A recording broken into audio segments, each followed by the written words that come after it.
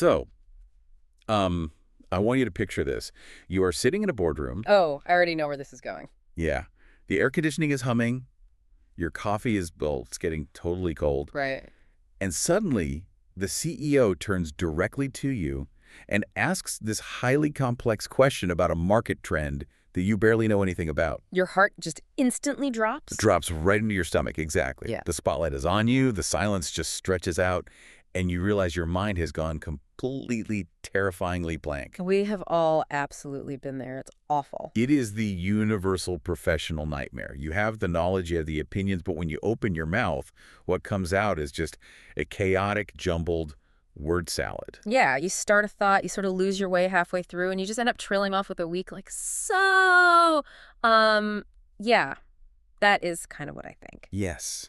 And it's so frustrating, but why does that happen? Well, it is basically the visceral definition of cognitive overload.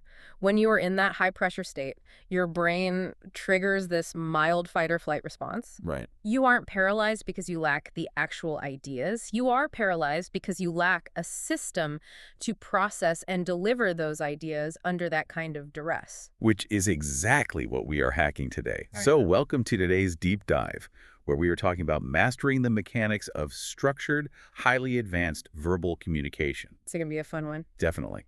We are looking at some source materials designed to teach what is known as Part 3 style academic speaking. Right, which, if you are familiar with advanced language proficiency testing, things like the IELTS or VSTEP, you definitely know Part 3. Oh yeah, it is the analytical abstract discussion phase.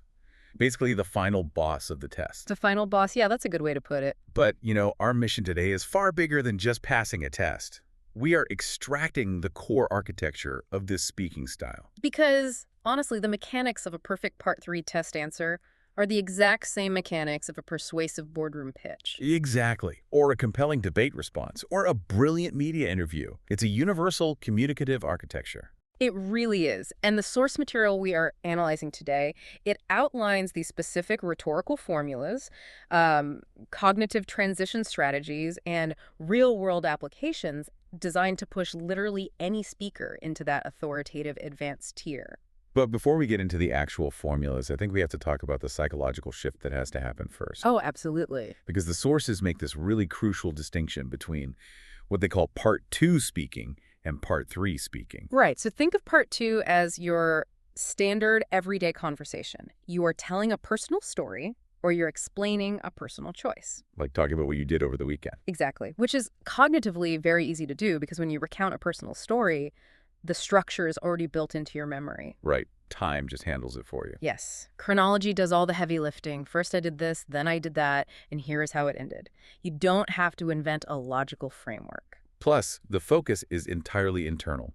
It is all about me and my experience. Right. But then when you step into an academic discussion or that stressful boardroom scenario we just talked about, you are shifting into Part 3 territory. And the source makes it so clear this is no longer a personal narrative.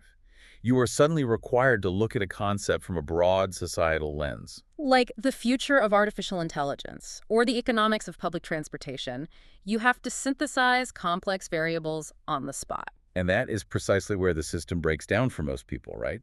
Because there's no natural chronological story to fall back on. None. You have to build the logic yourself out of thin air in real time. You have to weigh the benefits against the drawbacks, project future implications, and then somehow summarize it all cohesively. It's a lot. It is. And if you don't have a pre-existing blueprint for how to arrange those thoughts, your brain just panics under the load. Which brings us to the ultimate cheat code we found in the source material. Yes, the master blueprint. It is a master blueprint for abstract speaking, and I really think it is going to completely change how you approach high-stakes conversations. Nope. The framework is built on 4 pillars: topic, reason, example, and impact, or TREI. The TREI formula, it is an incredibly elegant cognitive scaffold. Right. It basically forces your brain to take these abstract floating concepts and organize them in a linear, highly digestible format for whoever is listening to you. Okay, so let's pull this apart and look at the underlying mechanics rather than just, reading it like a textbook. Good idea. It starts with the topic sentence. You don't warm up, you don't meander around, you just plant your flag immediately. Yes, right out of the gate. Listen to how smooth this sounds from the text. First and foremost, one major benefit of this policy is, boom, you have just given the listener the exact parameter of the thought you're about to explore. Because you are managing the listener's cognitive load. If you start by rambling, the listener is burning mental energy just trying to figure out what your point is even going to be. By starting with a sharp topic sentence, you give them the headline. They can relax and simply absorb the rest of your argument. But, I mean, a headline without an article is pretty useless. Which brings in the second pillar, the reason. Right, you must explain the why. So you use connective tissue phrases like, this is mainly because, to take that initial claim and build a solid foundation under it. Right, so you have the claim, you have the logic, and then comes the example. And this is where I think most people really stumble when they're trying to sound smart. Oh, for sure. They stay way too high up in the clouds. Yes. They think being abstract makes them sound intelligent. But you have to bring it down to earth. You have to paint a picture. Exactly. The human brain is hardwired for narrative and concrete imagery. When you say, for instance, and provide a specific, tangible scenario, you ground all that abstract logic in reality. You prove that your theoretical reason actually plays out in the real world. Yes. And finally, the step that almost everyone forgets when the pressure is really on, the impact. The so what. You have stated your topic, explained the reason, and given a great example. But if you just stop there, the thought feels weirdly incomplete. You have to tie a bow on it. You have to project the result. Like, as a result, this creates a more sustainable environment long term. That impact statement is the hallmark of executive presence. It shows that you aren't just listing facts off a Wikipedia page, you are actually synthesizing information to predict an outcome. Okay, I see the power of this. It is incredibly clean. But I actually have to push back here for a second. Okay, let's hear it. If I go into a meeting, or if I am sitting for an advanced speaking exam, and I rigidly force all my thoughts into this identical shape, topic, reason, example, impact, and then the next point, topic, reason, example, impact, won't I sound like a soulless corporate robot? That's a super common fear. Doesn't this just kill all your natural fluency? It's a valid fear, but that assumes the formula is a script. It is not a script, it's a scaffold. A scaffold, okay. Let's use an architectural analogy. Think about building a custom home. Every structurally sound house, regardless of its style, has the exact same core element. Like a foundation and walls. Right. A poured foundation, load-bearing walls, and roof trusses. That is your topic, reason, example, and impact. Once those load-bearing beams are securely in place, you have total freedom to decorate the house however you want. Oh, I see. You can paint it, you can add ornate molding, you can hang abstract art. Ah, okay. So the vocabulary, the tone of voice, the specific niche knowledge I bring, that is the interior design. The framework is just keeping the roof from collapsing on my head while I talk. Precisely. And here is the psychological secret behind why this actually makes you sound more fluent, not less. Okay.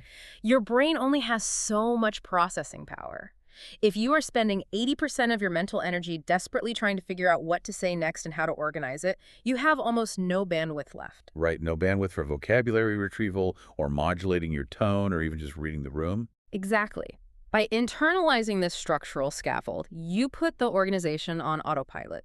You free up massive amounts of cognitive bandwidth. Wow, yeah. You are no longer panicking about the structure, which means you can effortlessly pull out those high-level vocabulary words and actually deliver your points with genuine charisma. That makes total sense. Yeah. So let's look at how the source material suggests we apply the paint to these walls, so to speak. Yeah, let's look at the phrasing. They highlight what is essentially an advanced transition strategy. They provide these linguistic signposts to guide the listener from point to point. Like starting off strong with an opening frame. Right, like, today, I'd like to talk about an...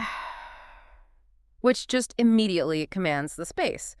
But what fascinated me most was how the source handles introducing original thought. Yes. Once you have laid out the standard arguments, how do you prove that you are a truly critical thinker?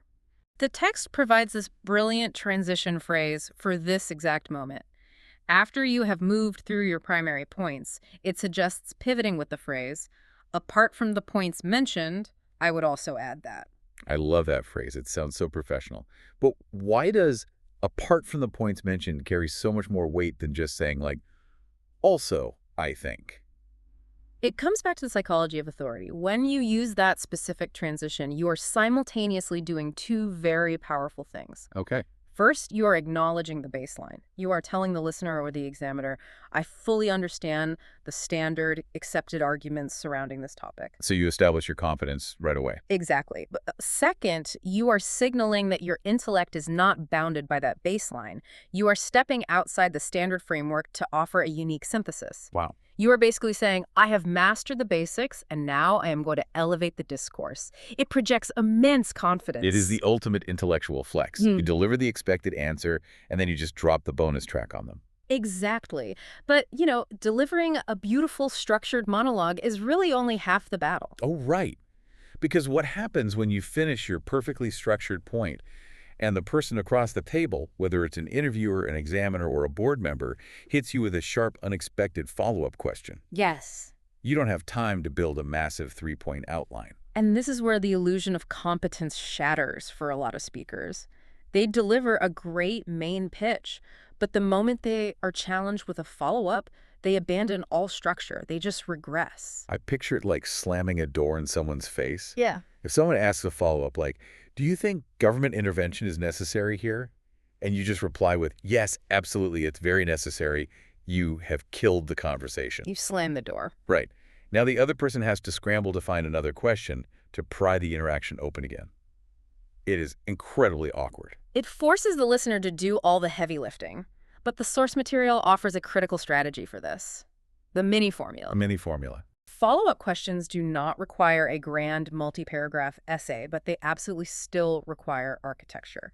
You cannot just hand over a naked opinion. So what does that mini architecture look like? The text strips it down to opinion, reason, an example, or result. It is the exact same structural DNA, just condensed. Okay, let's play this out to show what opening the door looks like naturally. Let's see, the follow-up question is, what should the government do to encourage public transport? Okay. If you are slamming the door, you just say, they should make it better and cheaper. Valid, but totally vacant. Right. But if we use the mini formula, we invite the listener inside our thought process. Walk us through it. We start with the opinion. I believe the most critical step is improving the baseline quality and reliability of the transit network. Clear, authoritative stance. Then we immediately supply the reason. The main reason is that modern commuters prioritize time. They will simply not abandon their cars for buses or trains that are slow, crowded, or consistently delayed. You've explained the why. Now, the example. For instance, if municipalities dedicated specific express lanes for buses and upgraded to real-time digital tracking at stations, the user experience transforms. Nice. Finally, the result. Therefore, public transport ceases to be a burden and actually becomes an attractive, efficient alternative for the middle class. Listen to the rhythm of that response. Opinion, reason, example, result. It feels completely watertight. Yeah, it does. You took a very generic, basic concept, make the buses better, and by wrapping it in that condensed framework, you demonstrated analytical depth, empathy for the commuter, and a clear vision of the outcome. You didn't just answer the prompt. You completely resolved the intellectual tension of the question. Exactly. And it proves a point the source material emphasizes heavily. Advanced speaking isn't about using C2-level, obscure Shakespearean vocabulary. Right. You didn't hear me use any bizarre, archaic words just then. The advanced skill is the clarity. The structure itself is what projects high intelligence. That is a profound realization for anyone trying to improve their communication. Clarity and predictable organization will always project more authority than just a disorganized barrage of complex vocabulary. 100%. Okay, so we have the theory. We understand the load-bearing walls. But to really master this, we need to stress test it. Let's do it. What happens when we apply this rigorous framework to highly complex, polarized, or completely abstract topics? The sources give us some incredible case studies to work with here. They really do. Let's start with arguably the most relevant issue in the world right now, artificial intelligence in education. This actually synthesizes a couple of prompts from the material. AI is the perfect stress test because it is so emotionally charged. Oh, totally. People either view it as a utopian savior for education or this dystopian nightmare that will destroy human learning.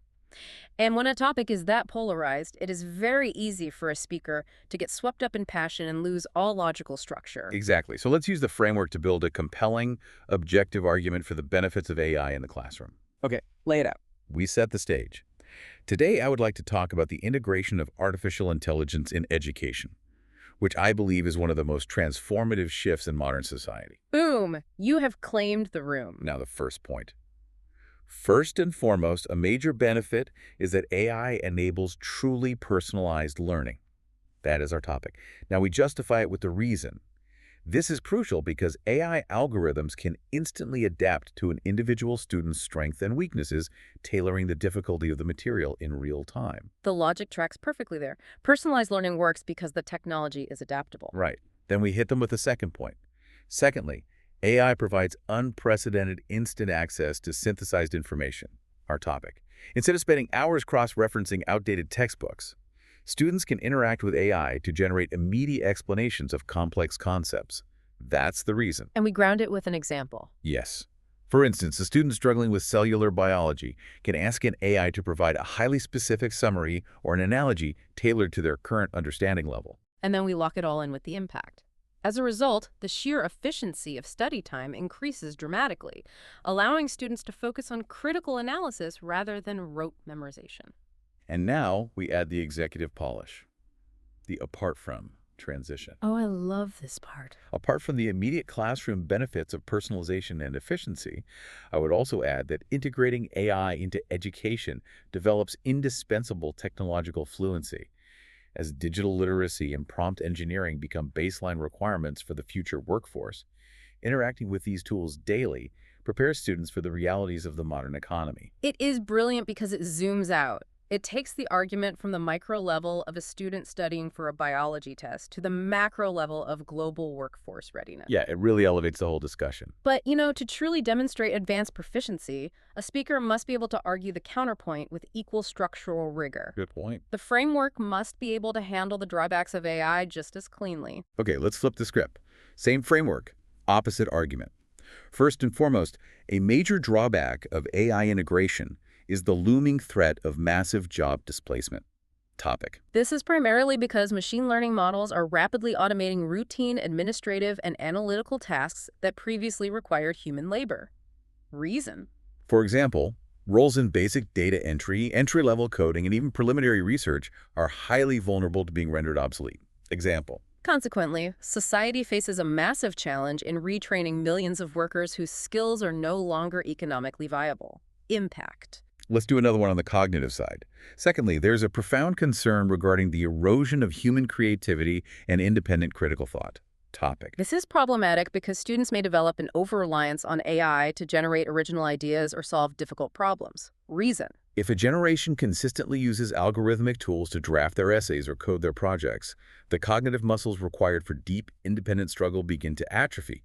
Example. Over time, this could lead to a societal decline in genuine innovation as humans become mere editors of machine-generated content. Impact. Wow. And for the elevated edition. Apart from the economic and cognitive points mentioned, I would also highlight a critical ethical concern. AI, by its very nature, lacks human empathy and moral context. If we overly rely on algorithmic systems in fields like education or healthcare, we risk stripping away the irreplaceable human connection and nuanced responsibility that are essential to true mentorship. What is really fascinating about hearing you deliver both sides of that argument is how the framework acts as an emotional stabilizer. Yeah, I felt that. You were dealing with massive societal anxieties, job loss, the death of creativity, the loss of human connection, but because you adhered to the topic, reason, example, impact, scaffold, you never sounded alarmist. No, I sounded analytical. Exactly. The structure separates your intellect from your immediate emotional reactions, allowing you to present a deeply authoritative case. It is incredibly empowering. But let's take it a step further. AI is very concrete. We can easily visualize a computer program. Right. What happens when the topic is entirely invisible? The source material asks us to apply this to soft skills, things like teamwork, active listening, and empathy. How do you map this rigid architectural formula onto something so abstract? That is exactly why soft skills are notoriously difficult to talk about in interviews or academic settings. Yeah, people just use buzzwords. Exactly. Without a framework, answers about communication usually devolve into a meaningless soup of corporate jargon. You end up just repeating that teamwork makes the dream work over and over again without actually proving anything. So let's cure the buzzword soup. How do we make the invisible concrete? First and foremost, mastering soft skills significantly elevates overall work performance. topic. This is mainly because abilities like effective teamwork and dynamic problem solving are the actual lubricants that allow complex projects to move forward without friction. Reason. Now, we need an example to make that friction tangible, right? For instance, during a high-stakes product launch, an employee with strong active listening skills can identify and resolve miscommunications between the engineering and marketing departments before they escalate into critical errors. Example. As a result, the entire operational pipeline remains efficient and cohesive. Impact. I see how that works. We took active listening and anchored it to a very visible outcome, preventing a product launch disaster. It grounds the concept beautifully. Let's do another. Secondly, soft skills are often the decisive factor in expanding career opportunities. Topic. While technical skills may qualify a candidate for an interview, employers overwhelmingly promote individuals who demonstrate emotional intelligence and adaptability. Reason.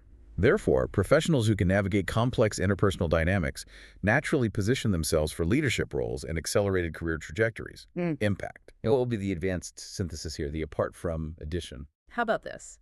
Apart from the points mentioned regarding operational efficiency and career advancement, I would also add that soft skills fundamentally enhance personal resilience. The ability to manage one's own emotions and communicate boundaries effectively not only makes you a better employee, but protects you from burnout in an increasingly stressful modern world. That is a phenomenal pivot. You linked corporate productivity to internal psychological well-being. It shows real depth. Now let's put you on the spot with a follow-up. Uh-oh. Okay, ready? You've just delivered this great synthesis on why soft skills matter. My follow-up question is, in an age where we spend most of our time staring at screens, how can people actively improve their soft skills? Okay, mini framework, opinion, reason, example, result. Let's open the door. I believe the most effective strategy for cultivating soft skills is to intentionally step into offline, collaborative environments, such as volunteering for community organizations. Opinion. Nice start. The fundamental reason is that emotional intelligence and conflict resolution cannot be learned theoretically from a textbook or a podcast. They require the friction of real-time human interaction. Reason. Spot on.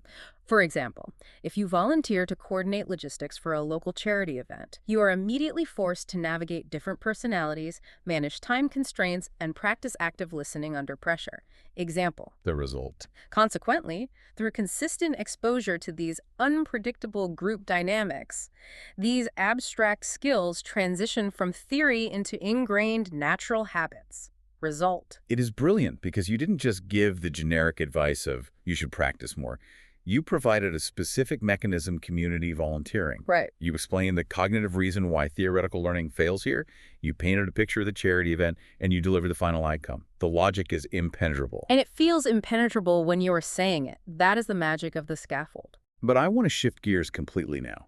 We've talked about AI and soft skills topics most professionals have some passing familiarity with.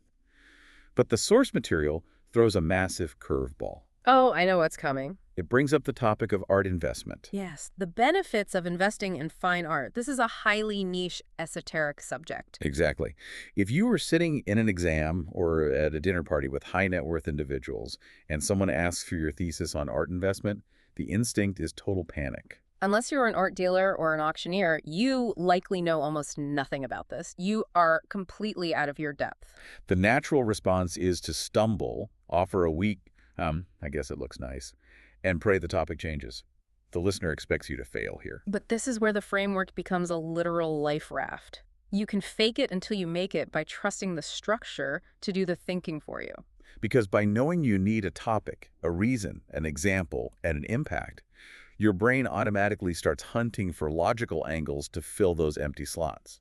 Let's demonstrate how the life raft works. Okay, we start by framing it confidently, despite our total lack of expertise. Today, I would like to explore the unique benefits of investing in fine art, an alternative asset class that offers fascinating advantages. Very smooth. Now, the brain looks for the most obvious angle: money. First and foremost, art investment provides the potential for substantial financial appreciation. Topic. This occurs because culturally significant artworks, particularly those by emerging, highly sought-after artists, often experience exponential increases in market value over decades. Reason. As a result, carefully curated art can serve as a highly lucrative pillar of long-term wealth generation. Impact. You sound like a portfolio manager. Right. And now the brain needs a second angle. If the first was financial, what is the opposite, the emotional? Secondly, an essential aspect of this investment is the intrinsic cultural and aesthetic value. Topic. Unlike holding digital stocks or municipal bonds, art is a tangible asset that dramatically enhances the living environment of the investor. Reason. For example, acquiring a historically significant painting allows the buyer to physically interact with and preserve a piece of human history within their own home. Example. That's a really beautiful contrast. And for a third point, let's merge the two. Thirdly, from a purely strategic standpoint, art provides critical portfolio diversification. Topic. It is historically risky to concentrate all capital in highly correlated markets like real estate or equities, which are vulnerable to the same macroeconomic shocks. Reason. Therefore, art acts as a stabilizing alternative asset, as its value often moves independently of traditional financial market crashes. Impact. The logical progression there is just stunning. You moved from the raw financial upside to the emotional and historical resonance to a sophisticated strategy of risk mitigation. And we cap it off with the elevated thought. Apart from the personal financial gains and aesthetic pleasures mentioned, I would also highlight the philanthropic dimension. Investing in contemporary art serves as a crucial patronage system. Oh, bringing in philanthropy. Right. By injecting capital into the primary art market, investors provide the necessary financial oxygen that allows the creative community to sustain itself, ensuring the continued production of culture for society at large. That is the genius of the framework. It took your vague, panicky notions about paintings and money and literally extruded them into a multifaceted 360-degree socioeconomic argument. The architecture actually pulled a deeper level of intellect out of you than you realized you had. It really did. It's astonishing. But if art investment was a test of unfamiliarity, the final topic from the sources is a test of sheer absurdity. It is so out there. I genuinely laughed out loud when I read this in the source material. The topic is humans creating technologies by learning from animals and nature. Biomimicry. It is a highly specialized scientific field. Yeah. And the examples provided in the text are incredibly specific. They are wild. And this is where the framework is most necessary, because if you don't use structure here, you're going to sound like a rambling eccentric talking about a weird trip to the zoo. Very true. Let's see how the scaffold handles the bizarre. Today, I would like to discuss the fascinating field of biomimicry, where humans solve complex engineering problems by observing and imitating animal behavior. Start with a practical application. First and foremost, observing nature leads directly to innovative, highly practical technological solutions. Topic. And here comes the example from the text, and I still cannot believe this is a real thing. For example, engineers have recently developed highly sophisticated robot wolves. Robot wolf. Mechanized deterrents designed to mimic the appearance and behavior of actual predators to protect rural communities and agricultural assets from bear attacks. Example. It's incredible. Robot wolves. When I read that, I thought I had stumbled into a sci-fi novel. But it is a real, documented application. This demonstrates that observing the predatory dynamics of nature can inspire incredibly effective, non-lethal protective technologies. Impact. Let's pause on the robot wolves for a second. Why does bringing up an extreme, almost bizarre example like that work so well rhetorically? Well, because it completely violates the listener's expectations. If you are an examiner or a colleague, you expect the speaker to talk about something boring, like how birds inspired airplanes. Everyone says that. Right. But when you drop robot wolves protecting farms from bears, you instantly jolt the listener awake. You capture their imagination. But crucially, because you wrap that wild example in the rigid TREI structure, you don't sound crazy. No, you sound like a researcher presenting cutting-edge data. Exactly. The structure tethers the wild idea to scientific reality. Let's look at the next points from the text. Secondly, analyzing animals provides a profound window into our own evolutionary history. Topic. By studying the complex domestication process of ancient wolves, geneticists and historians can map the exact origins of modern dogs, shedding light on the early symbiotic relationships between primitive humans and the natural world. Reason. And digging deeper into the science. Thirdly, the paleontological study of animal fossils is essential for understanding environmental adaptation. Topic. By meticulously comparing the fossilized remains of ancient canine species with modern wolves, researchers can track precise biological changes over millennia, teaching us how species adapt to drastic climate shifts. Impact. So we have covered robotic engineering, human evolution, and paleontology. How do you possibly synthesize all of that with an apart from Now, addition? you pivot from the hard sciences to the humanities. Apart from the profound scientific and historical insights mentioned, I would also add that animals serve as foundational pillars of human cultural identity. Oh, that's good. Beyond inspiring our technology, animals inspire our myths. Whether it's the association of spiders with the macabre in Western Halloween traditions, or the deep reverence for dragons as symbols of power and fortune in Asian societies, observing nature has always been the primary catalyst for human imagination and cultural storytelling. And there it is.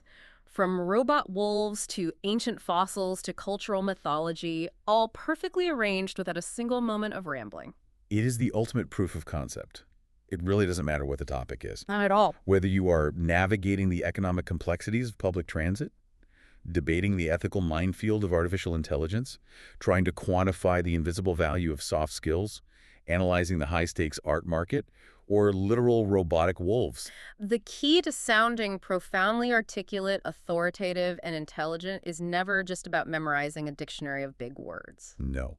It is entirely about organizing your thoughts into a clear, predictable, and structurally impactful framework. When you step back and look at the cognitive mechanics we have explored today, it completely reframes the concept of communication. A lot of people, especially highly intelligent people, resist using formulas or scaffolds because they believe it will stifle their unique voice. They want to rely purely on their raw, spontaneous intellect. Right. But as we have seen, the human brain simply cannot juggle complex abstract logic, vocabulary retrieval, and narrative flow all at once under high pressure. Structure does not limit your freedom of speech. Structure is the very foundation that allows your best, most creative ideas to actually be understood by others. Wow. Without the scaffold, your brilliance is just cognitive noise. With the scaffold, your brilliance resonates. The architecture of influence. Before we wrap up, I want to leave you with a final provocative thought.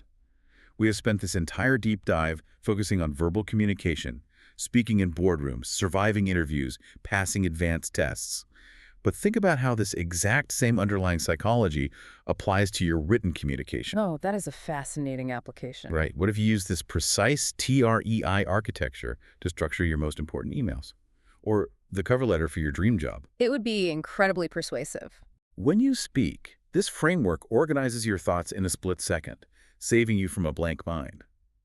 But imagine the sheer persuasive power this framework possesses when applied to writing, where you actually have the time to perfect the topic, meticulously craft the reason, source the perfect example, and polish the impact. Absolutely. The next time you are drafting a critical memo or an email trying to persuade your boss, do not just start typing a stream of consciousness. Build the walls first. Plant the flag. I guarantee the person reading it will subconsciously perceive you as more authoritative and organized, simply because you managed their cognitive load for them. Try it this week. It might just change the way you write forever. Once you understand the matrix of how information is processed, you begin to see it everywhere. You notice when great leaders use it to inspire, and when poor communicators abandon it and lose their audience entirely. Well, that brings us to the end of our masterclass on cognitive communication structure. We have journeyed from the terrifying blank mind of the boardroom to the confident delivery of the robot wolf. We covered a lot of ground today. We really did. You now have the blueprint. The next time you feel the pressure rising and the words slipping away, just remember, you do not have to build the whole house at once. You just have to lay down the very first beam. Find your topic sentence. The rest of the architecture is already waiting in your mind, ready to catch you. This deep dive is brought to you by the IELTS Focus, an English center specializing in IELTS preparation. Imagine you are sitting in this totally sterile, overly air-conditioned room. Oh, the classic testing environment. Right, just that persistent low hum from the fluorescent lights right above you. Yeah. And across this tiny desk sits a stranger. With a clipboard, inevitably. Exactly, with a clipboard. Yeah. And they give you this polite but, completely detached smile. And they ask you a seemingly innocent question like, describe your favorite flower. Oh, that is the worst. It is, because you are a fully functioning adult, right? You have a career, you have opinions, a whole rich inner life. But in that exact moment, your brain just completely flatlines. Total blank. You forget the word for petal, you forget what a flower even is, and suddenly you are stammering, grasping at the most basic vocabulary and feeling like an absolute toddler. Yeah, it's the classic linguistic freeze response. Yeah. And it is a phenomenally universal, just deeply humbling experience. Yeah. Your brain's prefrontal cortex basically just, well, hangs up a closed for business sign. Exactly. And that feeling, that total intellectual paralysis, is exactly what we are unpacking today, because we are jumping into this deep dive on a leaked strategy document that essentially hacks that exact moment of panic. It really does. It's fascinating. And just for some context, this document was brought to our attention by the IELTS Focus, which is an English center specializing in IELTS preparation.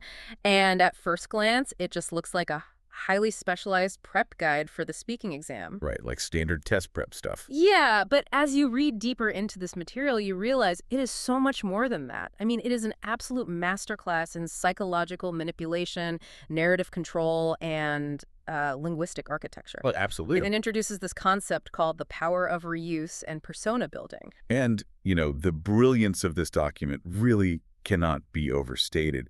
It is essentially proposing a form of high-stakes method acting. Method acting for an English test. I love that. That's exactly what it is. It argues that to achieve absolute fluency, to project that kind of C1 or C2 level mastery examiners want, you shouldn't just try to be yourself. Because yourself is too unpredictable. Exactly. Yourself is unpredictable and yourself is prone to freezing.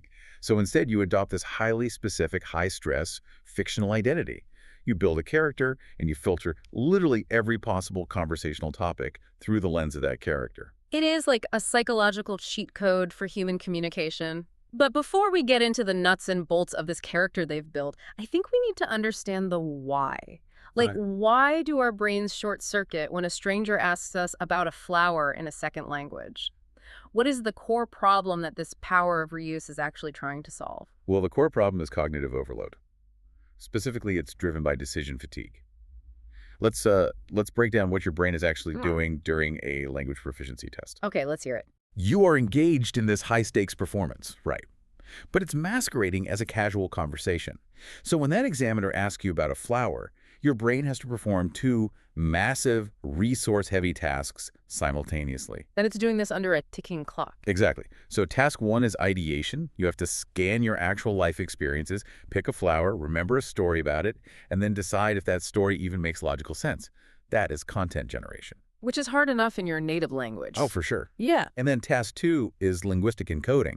You have to translate that idea into structurally sound, grammatically flawless, high-level English, entirely on the fly, all while monitoring your pronunciation. Right. So doing both at the same time under pressure is like trying to solve a Rubik's Cube while someone is shouting random numbers at you. Precisely.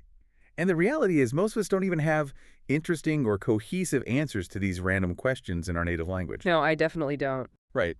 If someone asked me my favorite flower on a Tuesday afternoon in my native tongue, I might just shrug and say, I don't know, a rose. They smell nice. Yeah, totally. But in an IELTS exam, a shrug and a basic sentence get you a low score. You are expected to deliver a nuanced, sophisticated answer. So the brain panics.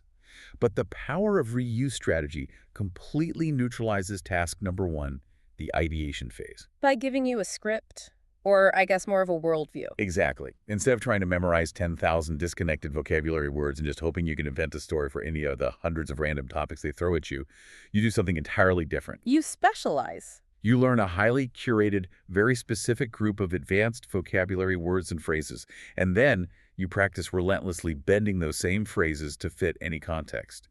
You build a core narrative. You make the decision before you ever walk into the room. Okay, and this is where it gets incredibly fascinating to me. The core narrative, the persona that this document outlines for the student to adopt, it's not just, a generic university student or a vague office worker. No, they didn't choose an easy life for this character. Not at all. The persona they have painstakingly constructed is a registered nurse working in the emergency ward at District 6 Hospital in Vietnam. And we really need to pause and just admire the sheer strategic genius of choosing this specific identity. Yeah, because why an ER nurse, right? And why at a bustling district hospital in a major urban center? Because an emergency healthcare worker on rotating night shifts is the absolute perfect bulletproof vehicle for advanced, emotive, high-stakes vocabulary. It naturally justifies so many extreme states of being, like exhaustion, hypervigilance, health consciousness, just a desperate need for peace and quiet. It covers all the bases. It really does. Let's think about this. If you go into an exam playing the role of a 20-year-old accounting student, and you tell the examiner that your daily life is perpetually grueling and you are constantly on the verge of total burnout. The examiner is going to subconsciously think you're being incredibly melodramatic. Exactly. The vocabulary doesn't match the reality of the persona. But if you establish right out of the gate that you are an ER nurse working night shifts in District 6, Then perpetually exhausted isn't a metaphor. It is a literal, documented medical reality. The persona acts as an anchor. It grounds highly sophisticated language in a believable, unassailable reality. which is brilliant. And the document gives us a specific toolkit of reusable phrases that serve as the foundation for this nurse. Words like grueling, the idiom run on fumes, verbs like decompress, and nouns like sanctuary. I really want to dig into the semantics of these words because they clearly aren't chosen by accident. Like instead of saying, my job is really tiring, which is basic, A2 level English, Right, very basic. the persona is trained to say, my shift is grueling. The word grueling is just so rich. It implies a sense of punishment, of a trial to be endured. It's not just physical tiredness after a quick jog. It is a severe, almost torturous level of sustained demand. Yeah, it has weight to it. Exactly. When an examiner hears grueling, they instantly recognize a sophisticated grasp of nuance. And then we have run on fumes. I love this idiom. It paints such a vivid mechanical picture of an engine that is completely out of gas. The needle is past empty, but the machine is still moving forward through just sheer momentum and willpower. And when you are running on fumes after a grueling shift, what is your necessary action? You don't just, relax. No, you can't just relax. The document instructs the student to say they need to decompress. Think about the imagery here. You decompress like a deep-sea diver returning to the surface, slowly letting the immense crushing atmospheric pressure off your body so you don't literally explode. Wow. Which perfectly sets up where this decompression happens, because you don't just go to your house or your apartment. The persona states that their home is their sanctuary. A sacred space. Right. A protected space, heavily isolated from the chaos, the alarms, and the trauma of the outside world. It's phenomenal framing. Okay, but I have to push back here. I really do. Let's play devil's advocate for a second. Sure, go for it. If I am the examiner and we are like 10 minutes into this test, I've asked you about your hometown, I've asked you about food, I've asked about the weather, and for every single answer, you keep bringing up your grueling hospital shift and your desperate need for a sanctuary. Right. Doesn't that start to sound incredibly repetitive? Doesn't the illusion shatter? I mean, isn't this essentially lying? And wouldn't an examiner penalize you for sounding like a malfunctioning robot? That is a very valid concern, but it actually highlights why the power of reuse requires practice and why it is a high-level strategy. Okay. It is not about repeating the exact same sentence verbatim like a parrot. If you say, I am a nurse and my job is grueling to every single question, yes, you will fail. Right, obviously. The strategy is about reusing the thematic vocabulary conceptually. It is about narrative framing. Like having a central thesis for your entire life. Exactly. The examiner is not a polygraph machine. They are a language assessor. Yeah. They are not grading you on the absolute factual truth of your autobiography. They are grading your ability to wield the English language. That makes a lot of sense. In fact, if you can take a totally random abstract topic and seamlessly connect it back to your established core life experience, it actually demonstrates a much higher level of linguistic mastery. Because it shows you're actually thinking. Yes, it shows you aren't just reciting a textbook. You are speaking from a defined, consistent worldview. You are bending the language to serve your narrative. And this is exactly what highly articulate native speakers do. Yeah, that's so true. If you watch a skilled politician or a CEO in an interview, they do this exact same thing. The journalist asks about a scandal, and the politician pivots. Well, the real issue here is our grueling work for the middle class. Spot on. They have their core narrative, and they filter every question through it. It's media training, essentially, applied to an English test. Precisely. You are filtering the chaotic world through your unique, controlled lens. So now that we understand the architecture of this tired, overworked, highly articulate character, let's see how this plays out in practice. Let's do it. Let's look at how this District 6 nurse tackles the most common, everyday questions that examiners love to ask. For instance, the inevitable questions about daily routine and time management. Oh, this is where the contrast between a normal answer and the persona's answer is just staggering. It really is. Usually if an examiner asks, "What is your daily routine?" they get the most boring, universally identical answers imaginable. I wake up at 7 a.m., I brush my teeth, I eat some toast, I go to work. Yeah, it gives the examiner nothing to score. Exactly. But for our method-acting nurse, the reality of the night shift and chronal sleep deprivation turns the mundanity of a morning routine into this high-stakes medical drama. It really does. When asked about their routine, the persona doesn't just list activities. They frame their schedule as incredibly jam-packed and unpredictable. Right. They specifically mention that working in a busy district hospital means they often have to take on rotating night shifts, so I frequently find myself burning the candle at both ends. Oh, let's look at that idiom. Burning the candle at both ends, it is perfectly deployed. It instantly communicates to the examiner that the speaker possesses a sophisticated grasp of native-level idioms. But it doesn't sound forced because it fits the context of a night shift nurse flawlessly. And because their schedule is so erratic, the concept of time management takes on a totally different weight. For an office worker, time management is a corporate buzzword. It means getting your spreadsheets done by 5 p.m. Right, but for the ER nurse. For the ER nurse, time management is literal survival. Yes, the document actually outlines how to answer questions about planning. The persona describes meticulous planning as second nature, and why?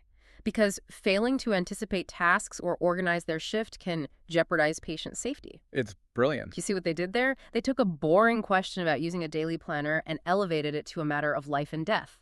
The stakes are instantly sky high. It's a phenomenal pivot. Imagine the examiner asks, do you prefer a fixed or a flexible schedule?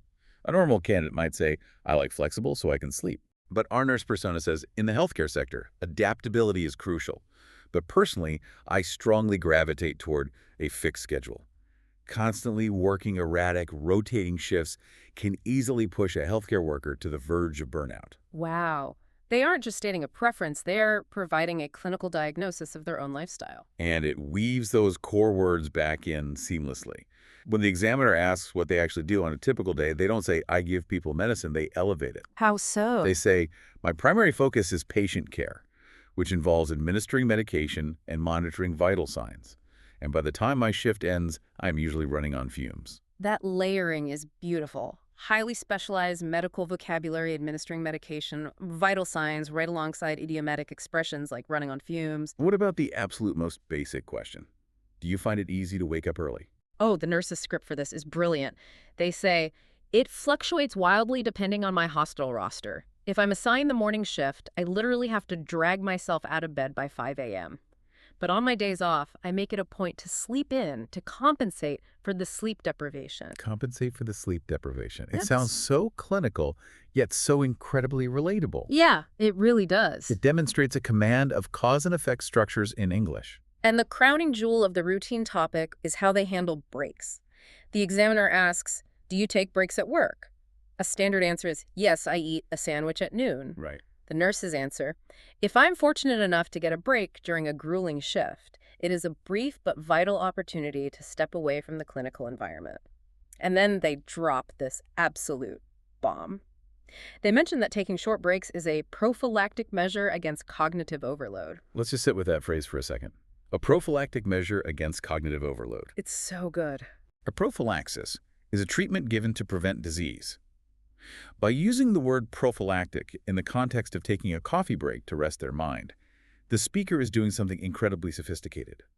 They are using their professional jargon as a metaphor for their own mental health. I mean, if I'm an examiner and a candidate drops prophylactic measure against cognitive overload, perfectly in context with good pronunciation, I am immediately reaching for the highest possible band score. I'm practically handing them the certificate right there. Oh, absolutely. It turns a question about taking 5 minutes to drink water into a psychological battle for patient safety. That is the secret weapon of the persona.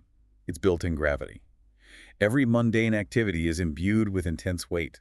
Why do they plan? To mitigate risk and avoid detrimental consequences. Why do they sleep? Not because they're lazy, but to recover from chronic occupational fatigue. But logically, a human being cannot just work, sleep, and plan to avoid disaster. Eventually, in part 1 or part 2 of this exam, the examiner is going to ask about having fun. They always do. Right.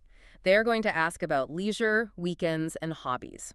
And this poses a fascinating challenge.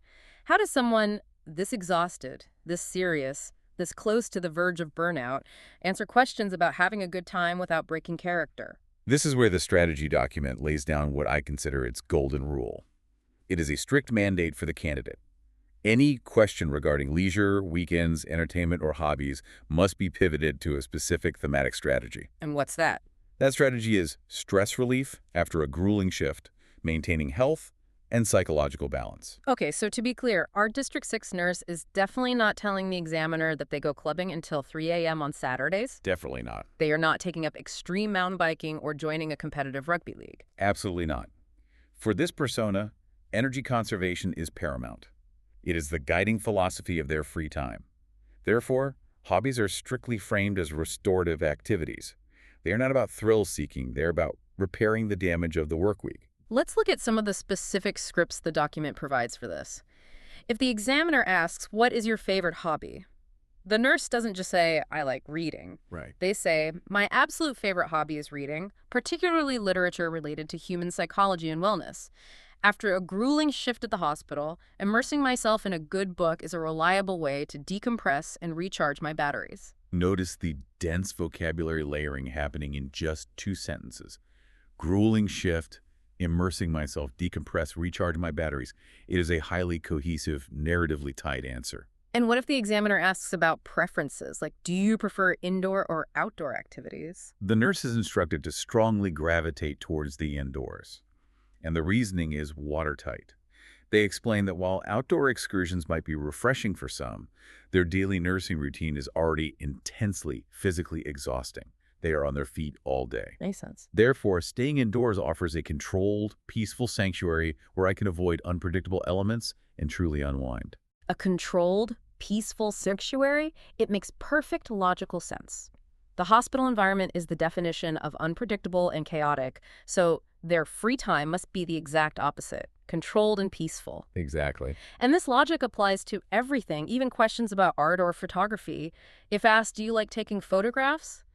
they don't talk about selfies or taking pictures of their food. No, that wouldn't fit. They say they enjoy taking macro photos of flora plants and flowers because focusing on the intricate details of nature acts as a therapeutic visual escape from the sterile, windowless hospital environment. Therapeutic visual escape. It's just incredible writing. They take the totally mundane concept of taking a picture of a potted plant and turn it into psychological medicine. It's wild. And the exact same framework is applied to music.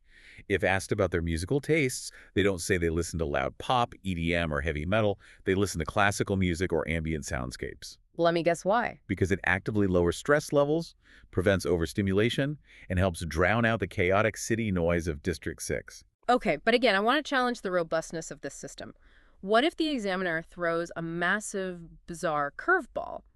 Because the IELTS speaking test is famous for having these weird, oddly specific topic pools in part 1. Very true. What if the examiner looks at this serious, exhausted, classical music listening adult emergency nurse and asks, "Do you like cartoons?" How on earth does this persona answer that without instantly breaking character or sounding completely ridiculous? This is perhaps my absolute favorite part of the entire source material, because it shows the sheer, uncompromising flexibility of a well-designed persona. The document actually provides a specific contingency script for the topic of cartoons. No way. Yes, and it is a masterstroke of narrative redirection.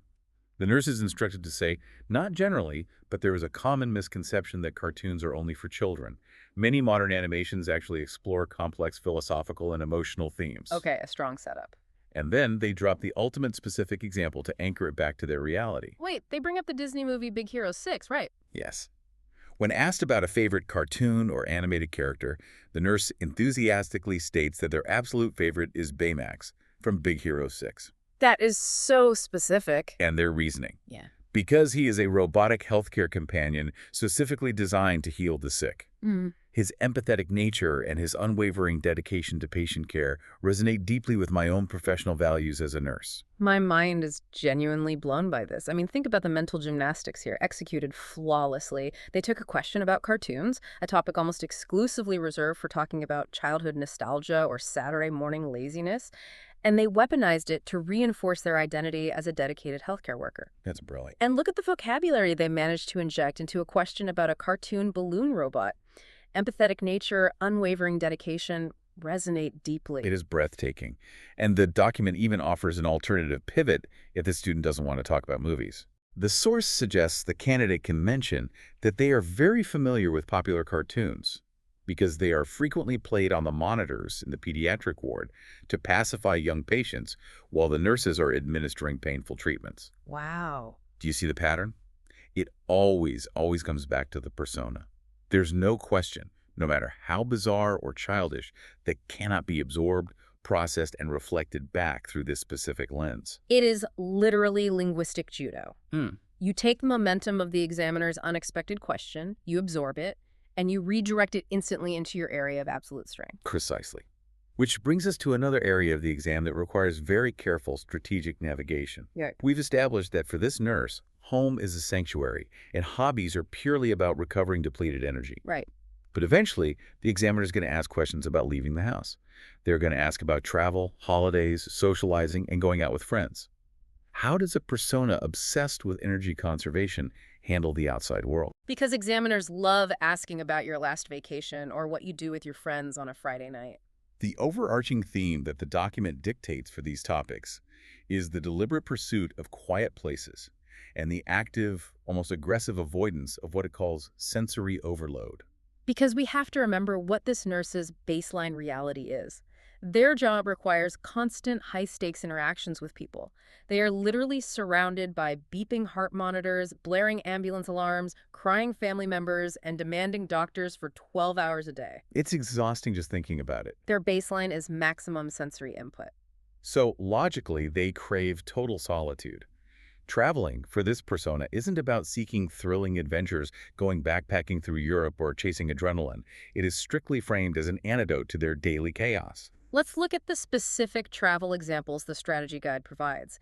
When asked about vacations, the nurse states a strong preference for solo travel. And they aren't going to bustling metropolises like Tokyo or New York. No, the source specifically scripts them to say they prefer a secluded wellness retreat in Dalat or Sapa, which are these famously quiet, misty, mountainous regions in Vietnam. Beautiful places. And the reason they give the examiner: to lower my cortisol levels and completely escape the relentless alarms of the city. Again, look at the vocabulary deployment. Secluded wellness retreat, cortisol levels, relentless alarms. It is highly specific, incredibly evocative language. It really is. And what do they pack for this relaxing trip?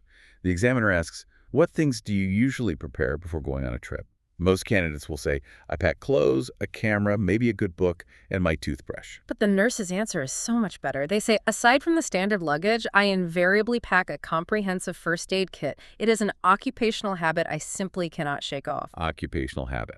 That phrase alone is worth its weight in gold. It reminds the examiner, yet again, of their profession. It justifies the advanced vocabulary while answering the prompt perfectly naturally. It is just so narratively cohesive.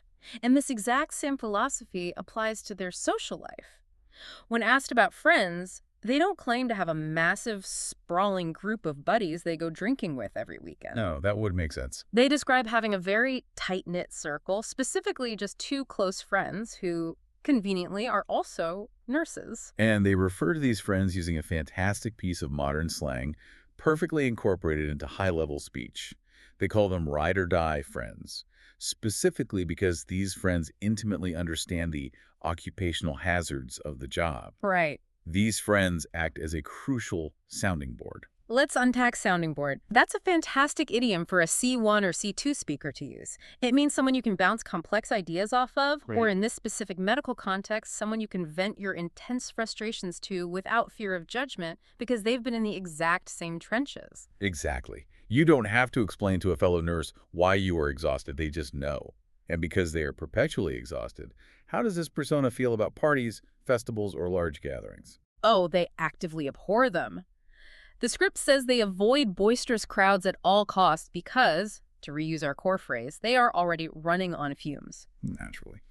I love the analogy this brings to mind. This persona basically treats social interaction the way you treat a smartphone battery when it's sitting on 1% and you don't have a charger. That's exactly it. Every single action, every decision, every word spoken is about conserving that last tiny bit of juice. They don't go to loud places because the noise drains the battery. They only hang out with people who implicitly understand them, so they don't have to expend precious conversational energy explaining themselves. It is a highly pragmatic, deeply defensive way of moving through the world. And what's fascinating is that this hyper-pragmatic view doesn't just stop at where they travel or who they talk to. Yeah. It deeply permeates the absolute most mundane daily necessities of life. Like how this person just survives the modern world. Yes, this brings us to how the persona handles topics like money, shopping, and diet. Essentially, the persona as a hyper-pragmatic consumer. Okay, let's explore this. Because the IELTS exam frequently features questions like, do you like going to the mall? Or how do you manage your finances? How does our exhausted, time-poor District 6 nurse tackle questions about buying groceries or saving money? The strategy for this category of questions is built on 3 unshakable pillars. The persona must be budget-conscious, highly hygienic, and ruthlessly efficient. Which tracks perfectly. They work insane hours, so they don't have the time or the physical energy to aimlessly wander around a shopping mall window shopping. And nurses in district hospitals aren't typically making exorbitant tech bro salaries, so they have to be careful with their finances. But the true genius here is how the persona justifies these everyday habits through their specific medical background. Let's talk about money. If asked about saving, they don't just say, I like to save money for a rainy day. Too generic. They explain that they are aggressively building a robust emergency fund. And why?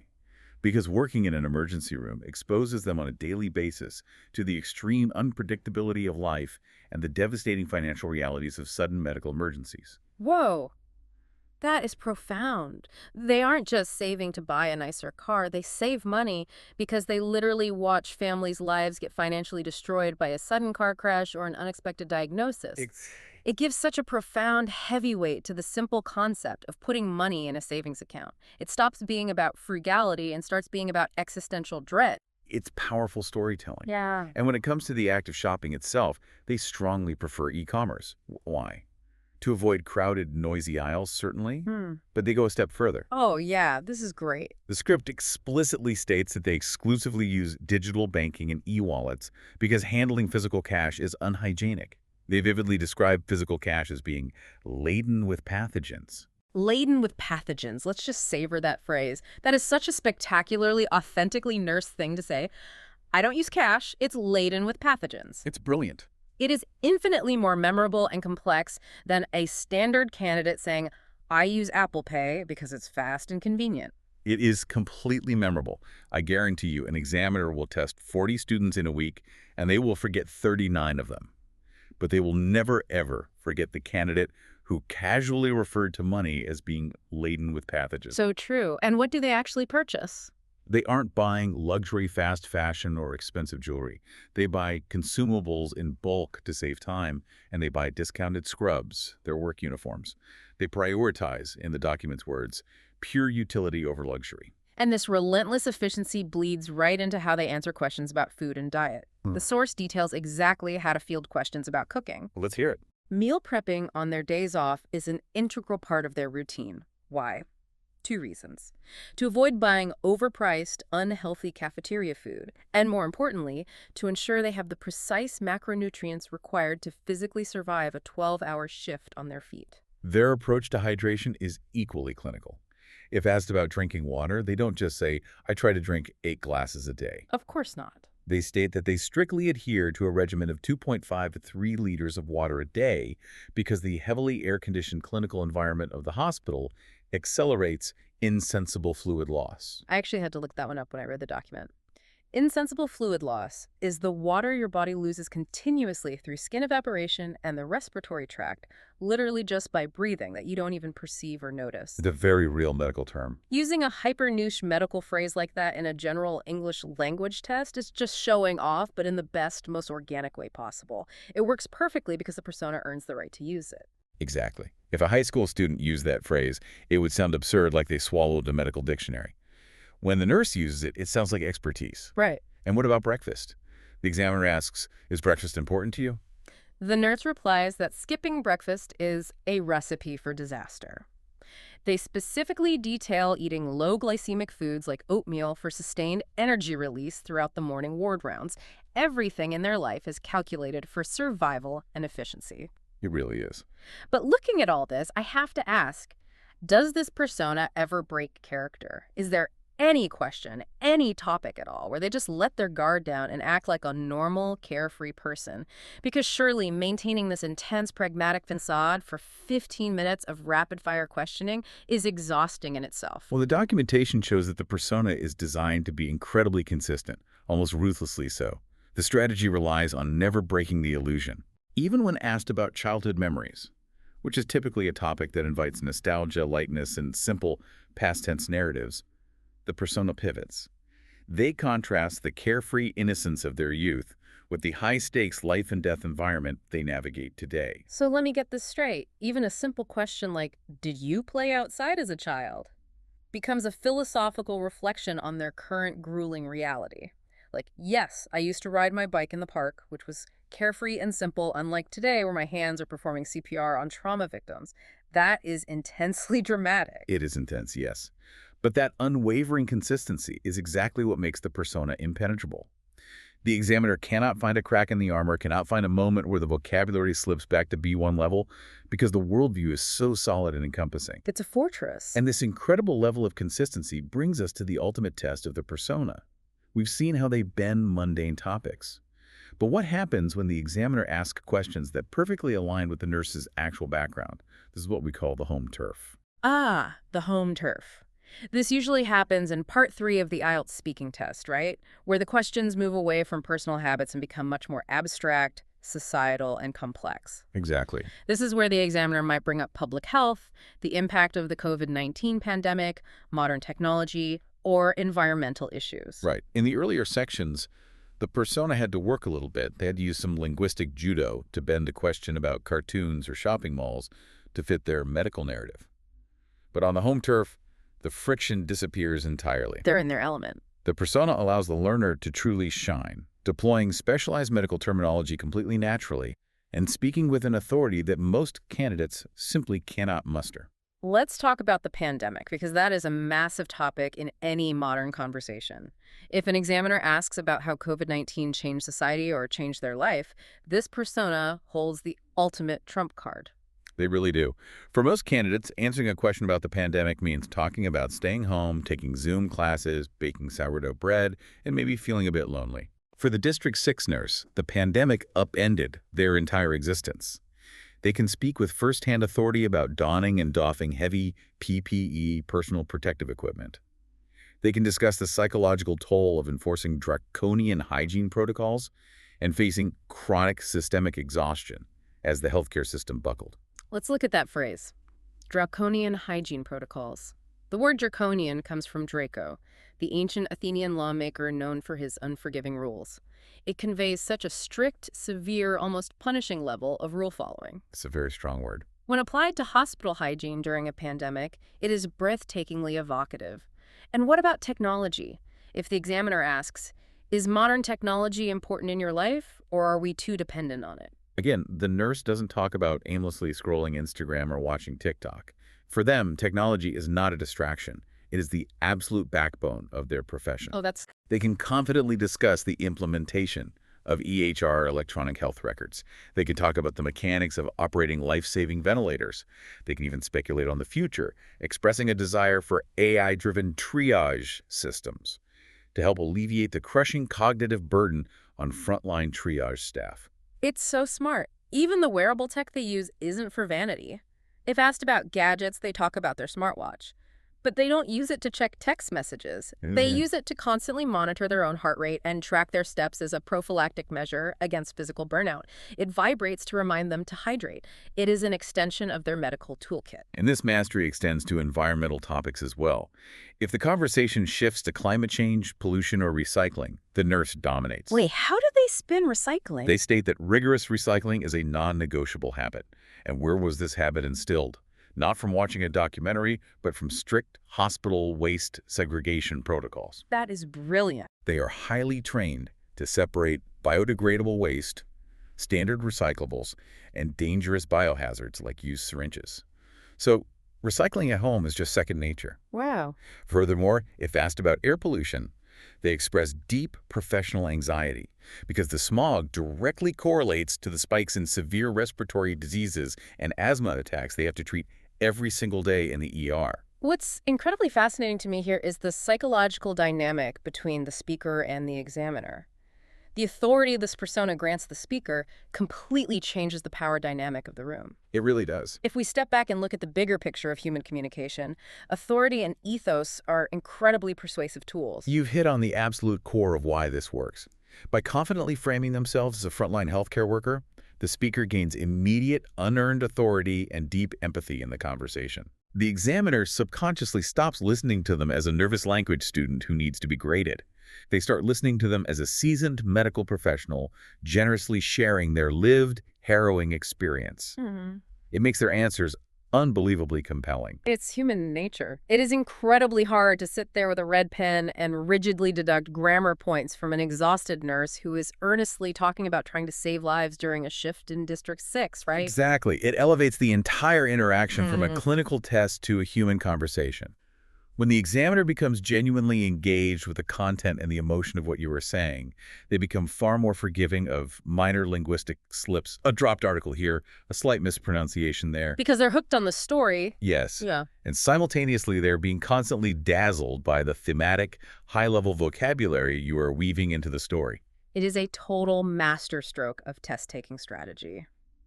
Okay, we have covered an immense amount of ground today. Let's try to synthesize everything we've unpacked. We have taken a deep, deep dive into the brilliance of the power of reuse and the art of persona building.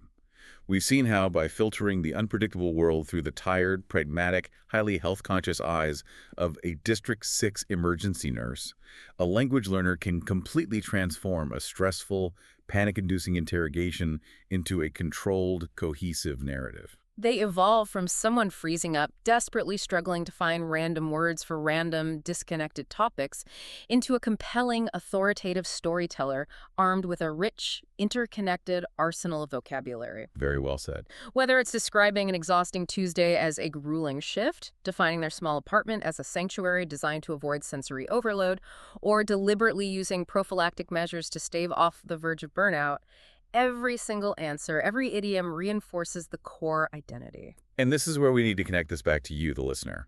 Because while this document was designed to hack the IELTS exam, the implications go so much further. This isn't just about passing an English test. Not at all. It's much bigger than that. This is a fundamental masterclass in effective human communication. Having a core narrative or a central defined identity makes you a more memorable, articulate, and confident speaker in literally any setting you find yourself in. Think about it. Whether you are sitting in a high-stakes job interview, whether you are trying to network at a chaotic industry conference, or whether you are standing on a stage doing public speaking, knowing exactly what your lens is changes everything. It does. It stops you from rambling, it cures the brain freeze, it gives your answers immediate focus, depth, and weight. It allows you to anticipate the unknown.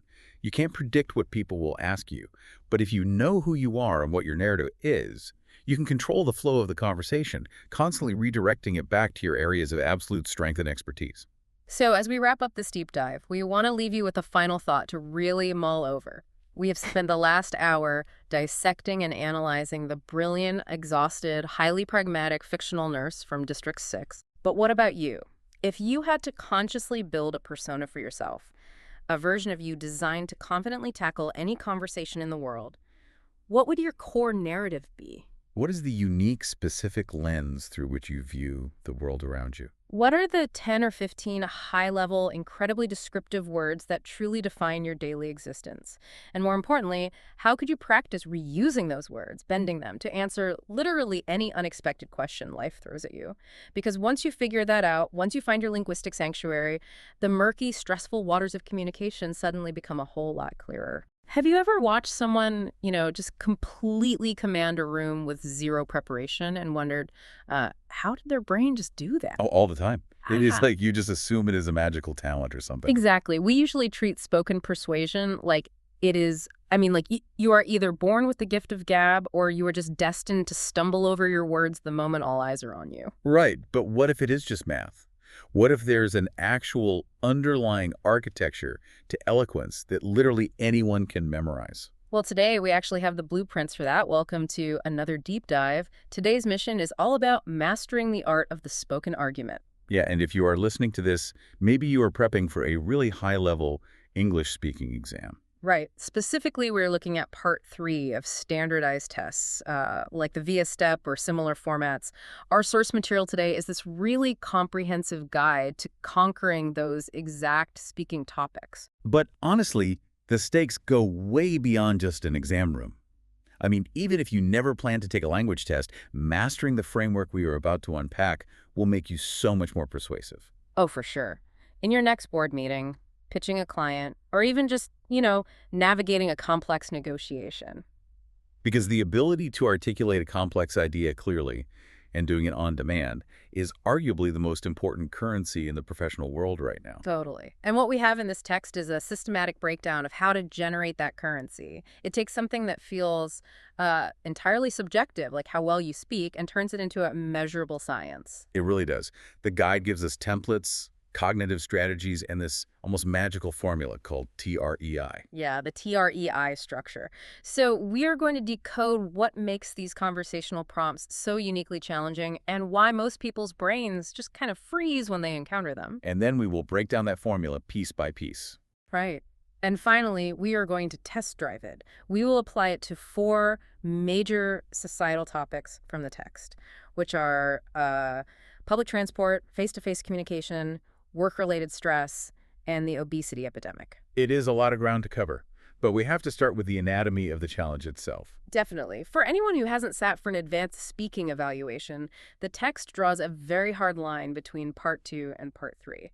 So what exactly is the cognitive shift happening there? Well, the shift is basically from the personal to the systemic. If we look at the comparison table in the text, it outlines a pretty drastic change in expectations. How so? So, part 2 of these exams are really just a standard conversational debate, is all about decision-making. You get a few options, you pick one, and you explain why it's the best choice for you. Okay, so the tone is inherently personal. Exactly.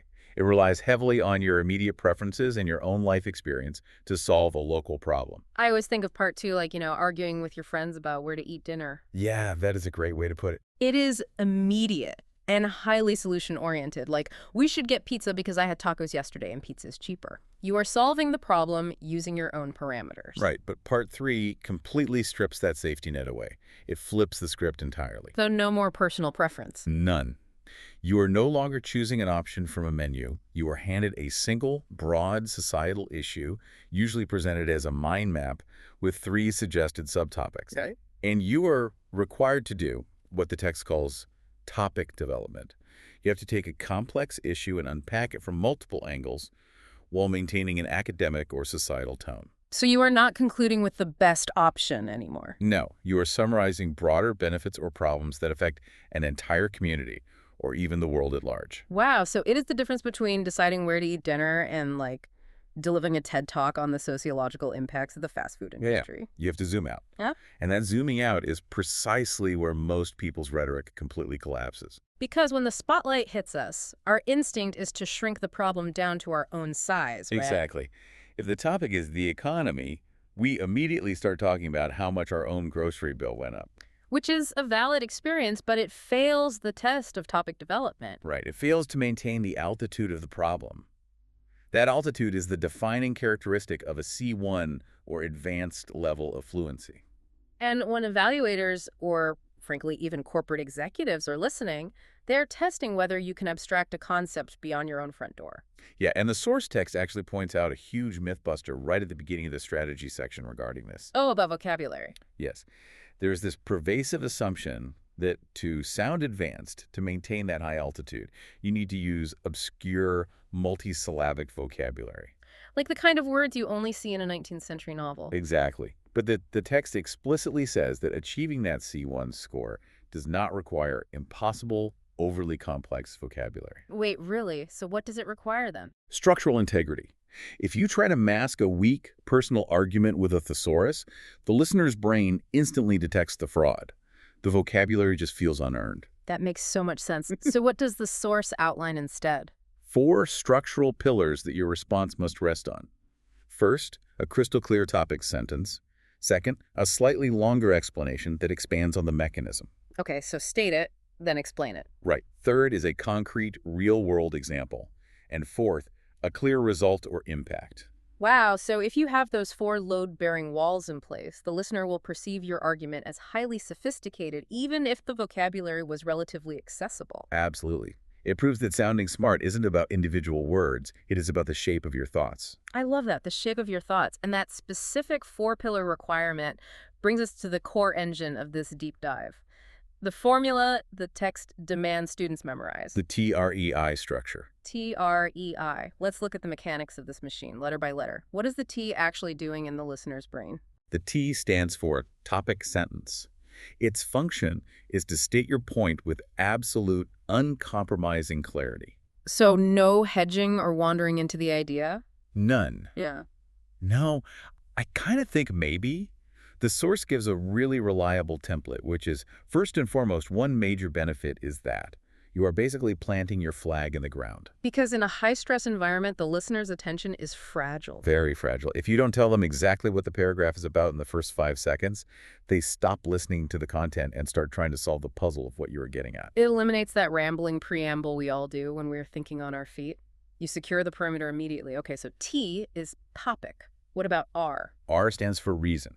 This is where you explain the why behind the what. Okay, so if the topic sentence is the claim, the reason is the immediate logical defense of that claim. Exactly. The text provides a brilliantly simple template for this too.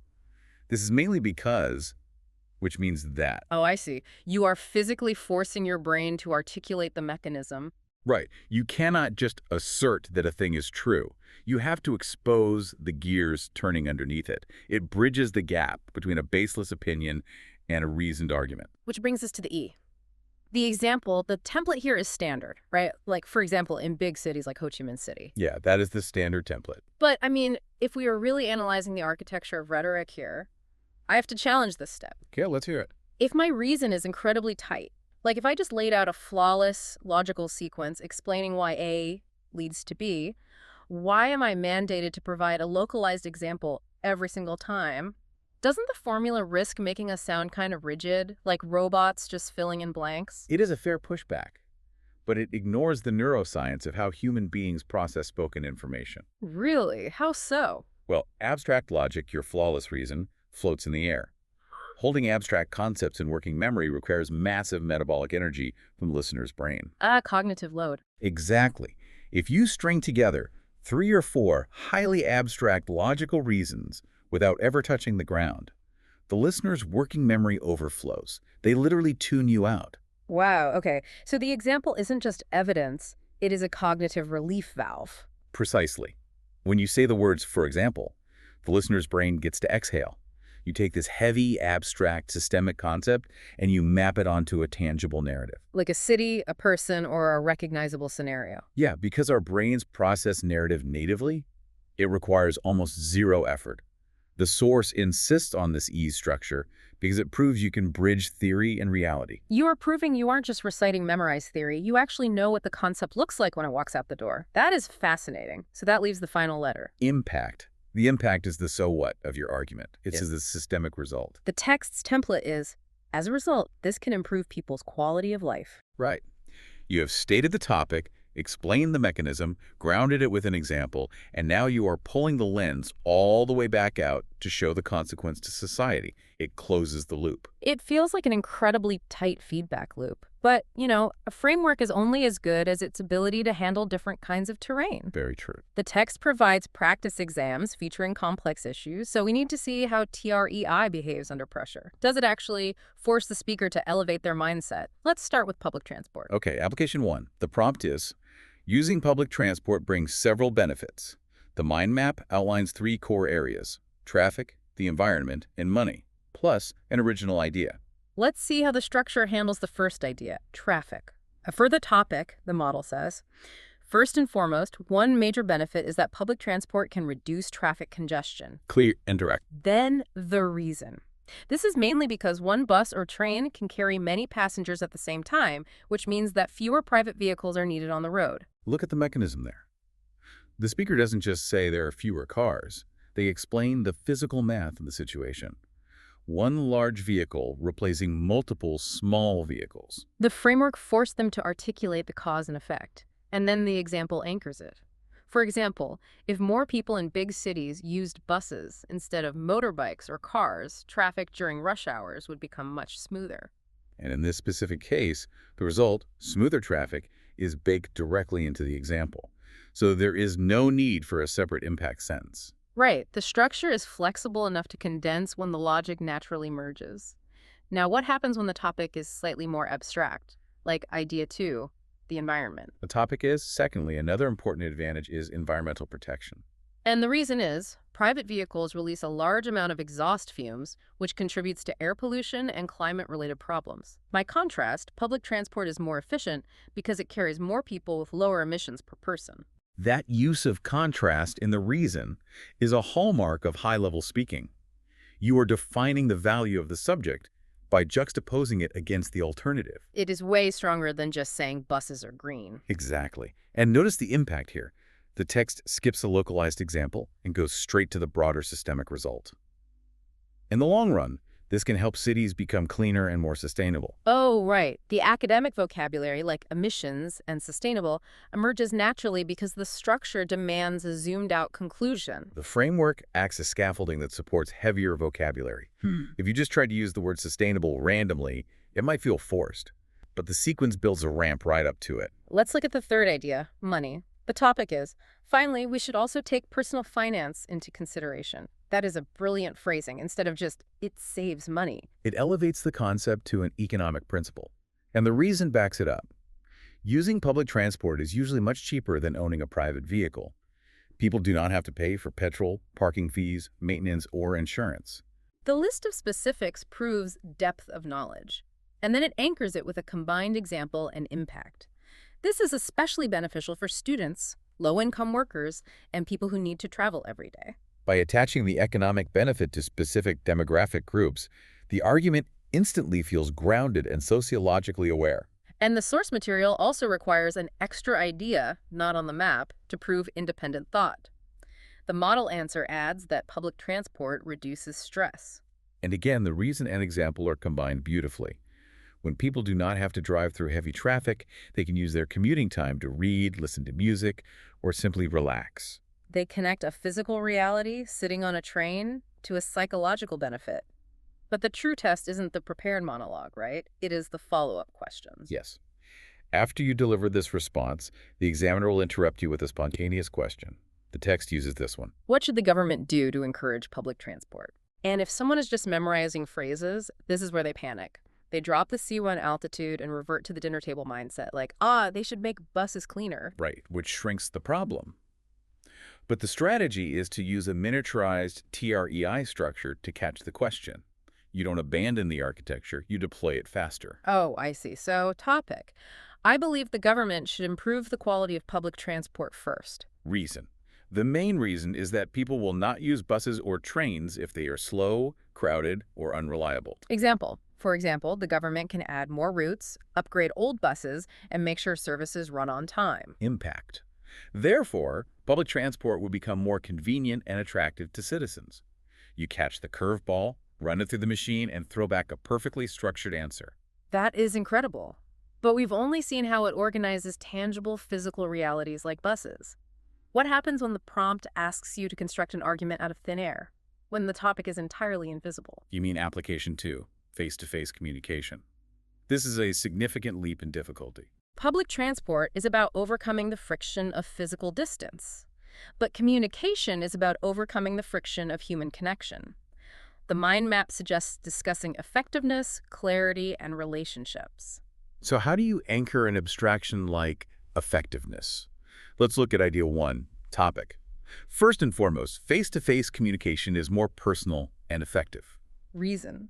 This is mainly because people can observe facial expressions, tone of voice, and body language, which makes the message warmer and clearer. The framework forces you to deconstruct the invisible concept into observable data points. Yeah. Effectiveness is abstract, but facial expressions are tangible. And the example brings it to life.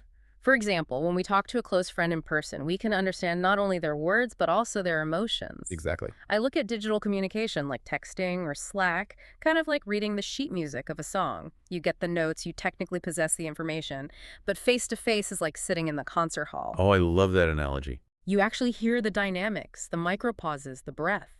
You experience the emotion, not just the data. That perfectly illustrates the second idea on the mind map, clarity. Why is the concert hall safer than the sheet music? Topic. Secondly, it helps reduce miscommunication. Reason.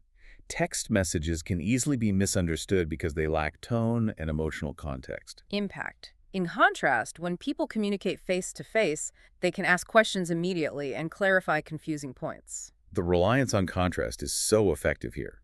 Diagnosing the flaw in the modern alternative highlights the necessity of the original method. It proves an understanding of how technology has altered our anxiety. Like a period at the end of a text message can cause a panic attack because the medium strips away the warmth. Which naturally drives the argument to the third idea, relationships. If the medium lacks warmth, the relationship suffers. Topic. Finally, face-to-face communication builds stronger relationships. And the impact. Meeting someone in person creates trust and emotional connection, especially in families, friendships, and workplaces. And the model introduces an extra idea, the development of social skills, warning that these are eroding in younger generations due to digital mediums. The follow-up question here is intense. How has technology changed the way people communicate?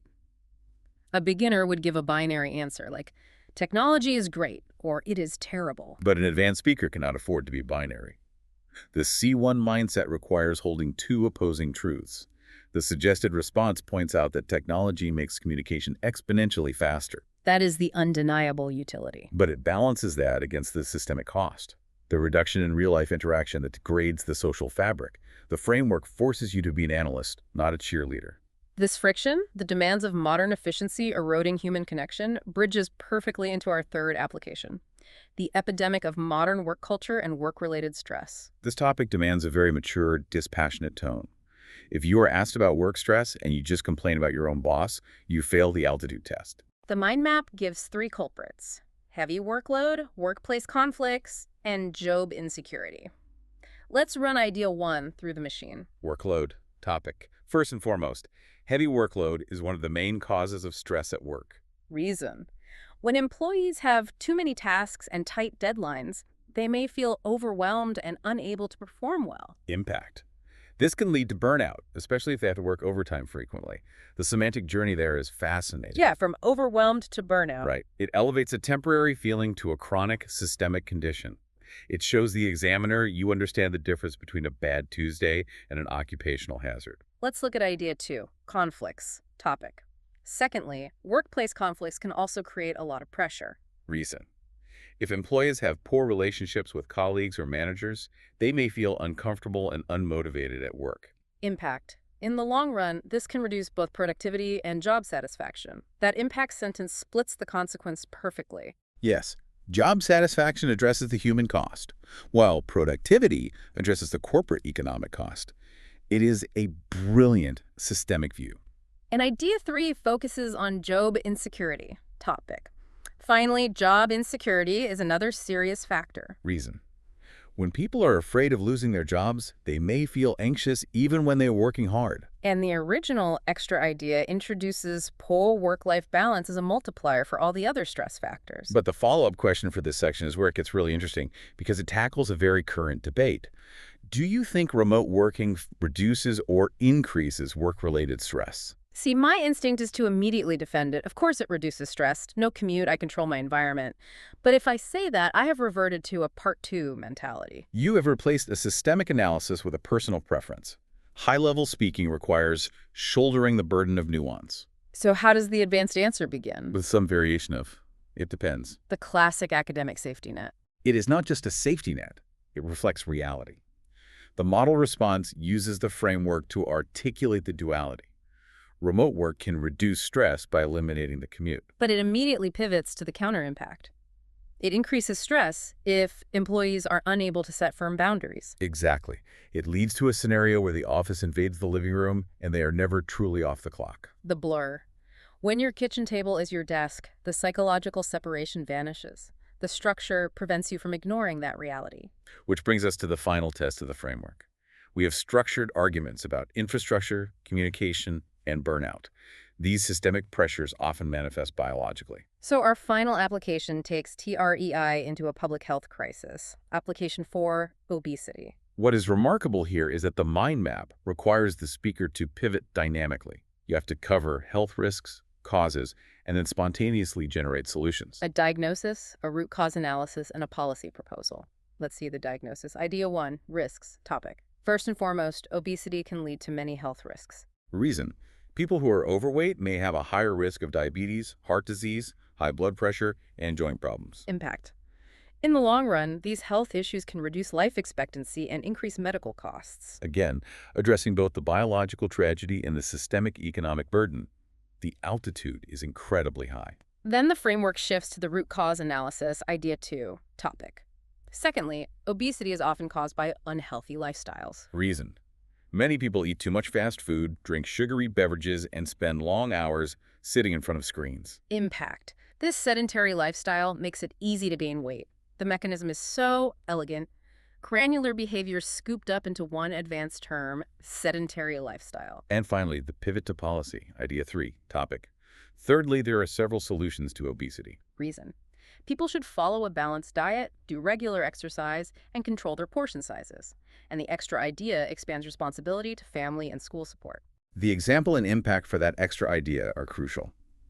Families and schools should support healthy habits by providing nutritious meals and encouraging physical activities. It proves that a health crisis cannot be solved entirely through individual willpower. It requires institutional intervention. Which leads directly to the follow-up question. Do you think schools should ban junk food to prevent obesity? This asks a non-expert to perform a policy evaluation on the spot.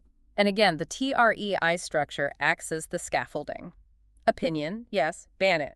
Reason: because children are forming lifelong habits. Example: replacing vending machine soda with water and fruit.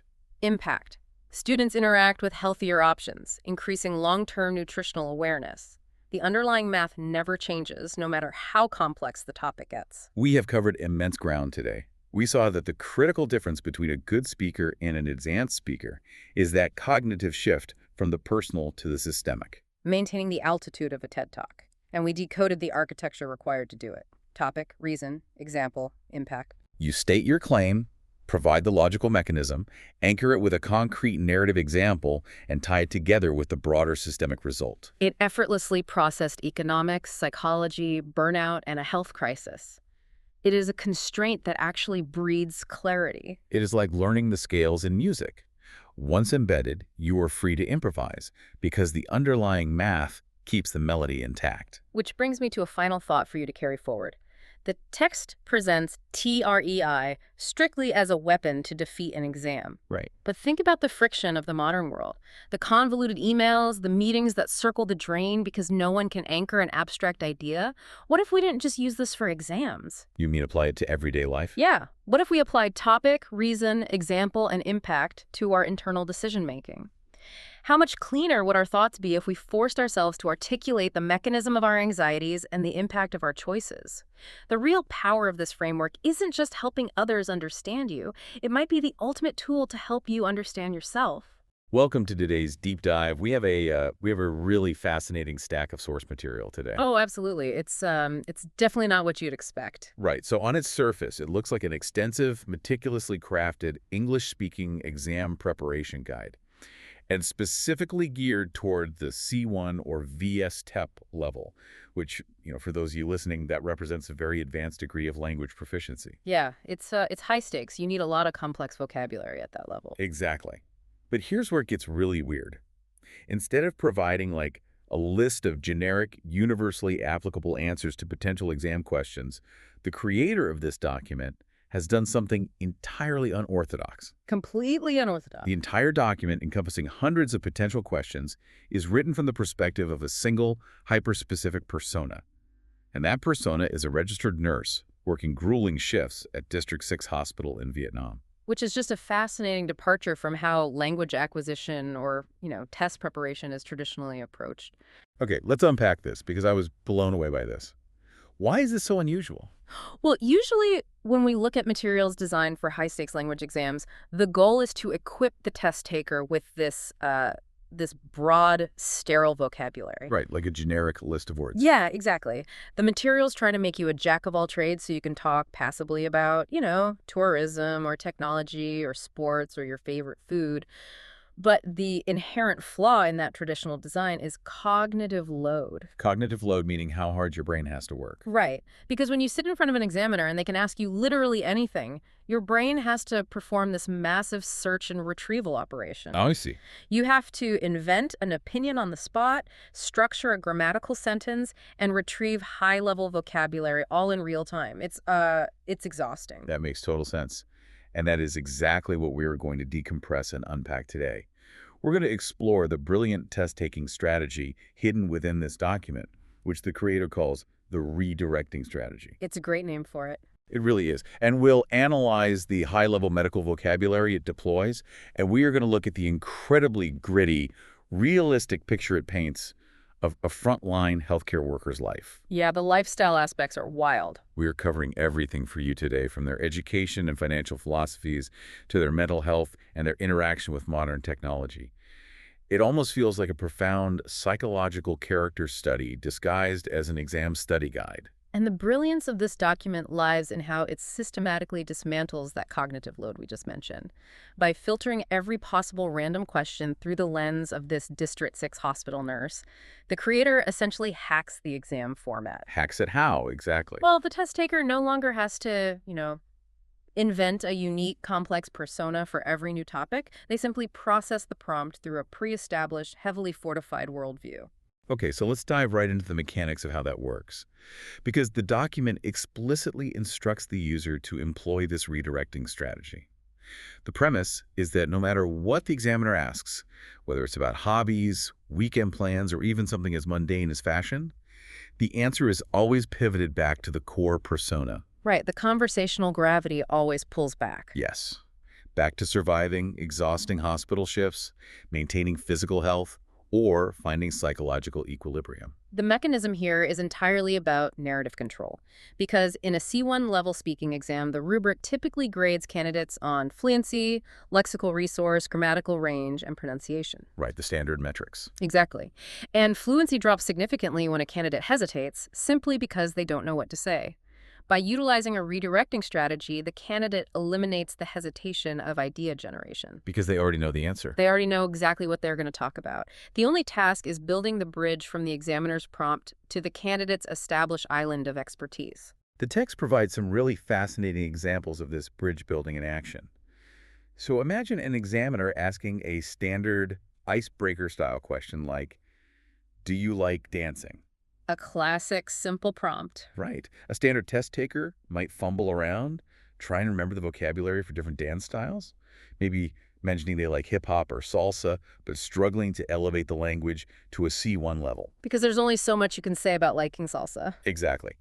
But the District 6 nurse persona, however, pivots immediately. The prescribed answer is that dancing is a highly effective cardiovascular workout. Oh, that's brilliant. Isn't it? It says it's a brilliant way to stave off chronic diseases while simultaneously elevating your mood through the release of endorphins.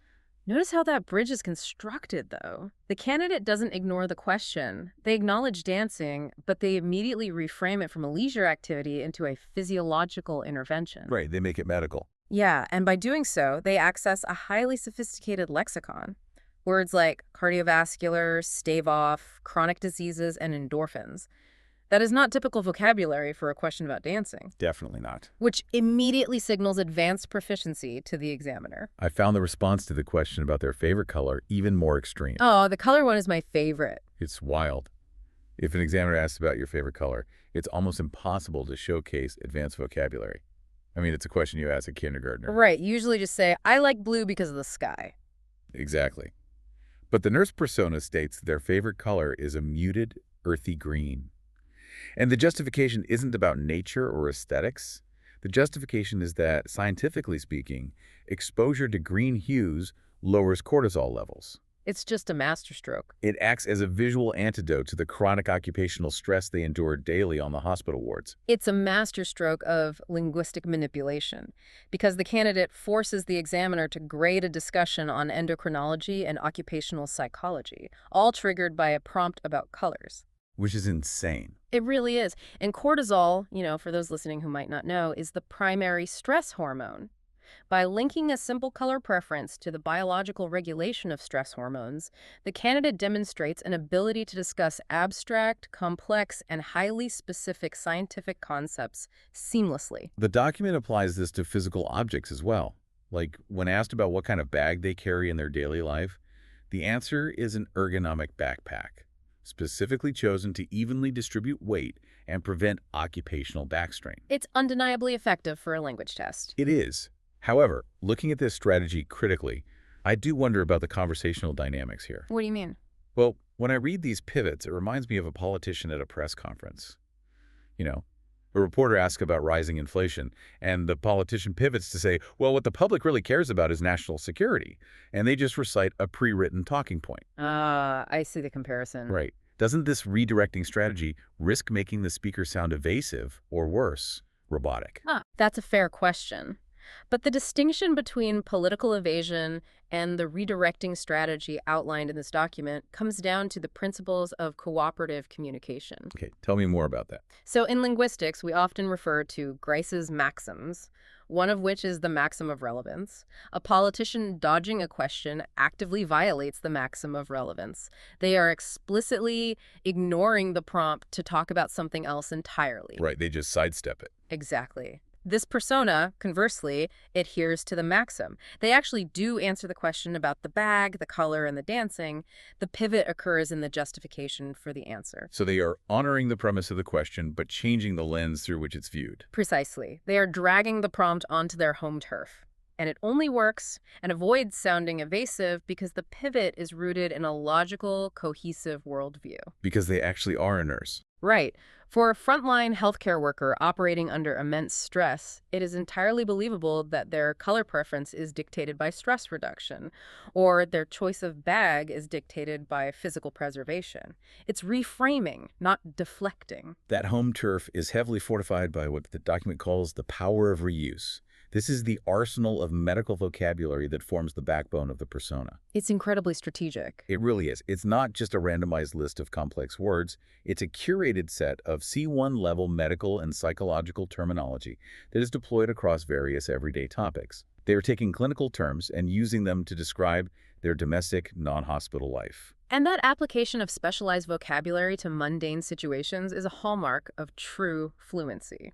It shows the examiner that the candidate doesn't just have, rote memorization of a medical dictionary. Where they aren't just reciting flashcards. Exactly. They possess the semantic flexibility to use those terms metaphorically and practically in everyday speech. The physical terms they reuse constantly paint a really vivid picture of someone desperately trying to hold their body together.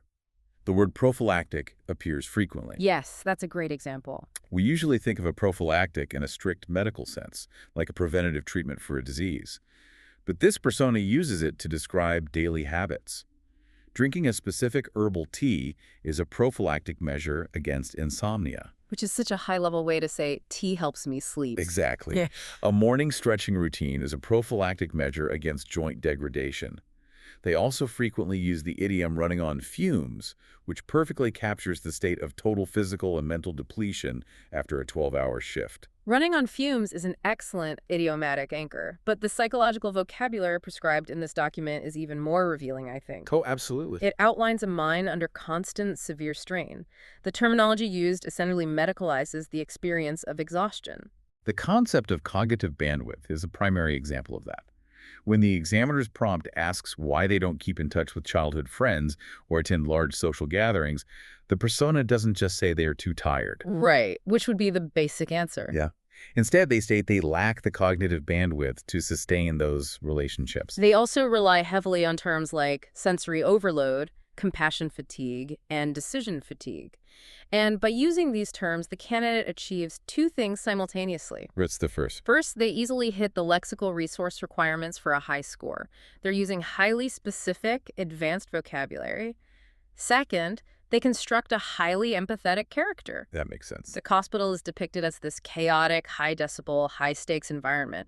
Therefore, avoiding a busy shopping mall isn't a matter of preference. It's a medical necessity to avoid sensory overload. This specific vocabulary, decision fatigue, cognitive bandwidth, is incredibly relevant beyond the confines of a language exam or even a hospital. Definitely. Yeah. It applies to modern life in general. It really does. Mm-hmm. If you, listening to this, have ever finished a massive project or a day of back-to-back virtual meetings and found yourself staring blankly into the refrigerator because deciding between chicken or pasta feels like an insurmountable task, you are experiencing decision fatigue. You have depleted your cognitive bandwidth. Exactly.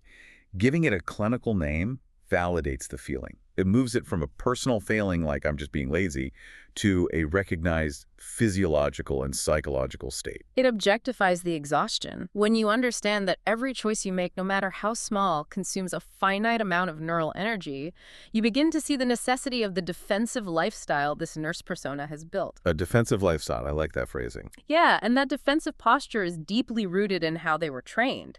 The document actually establishes the origin story for this exhaustion by diving into the educational background of the nurse. Right, the crucible of their nursing studies.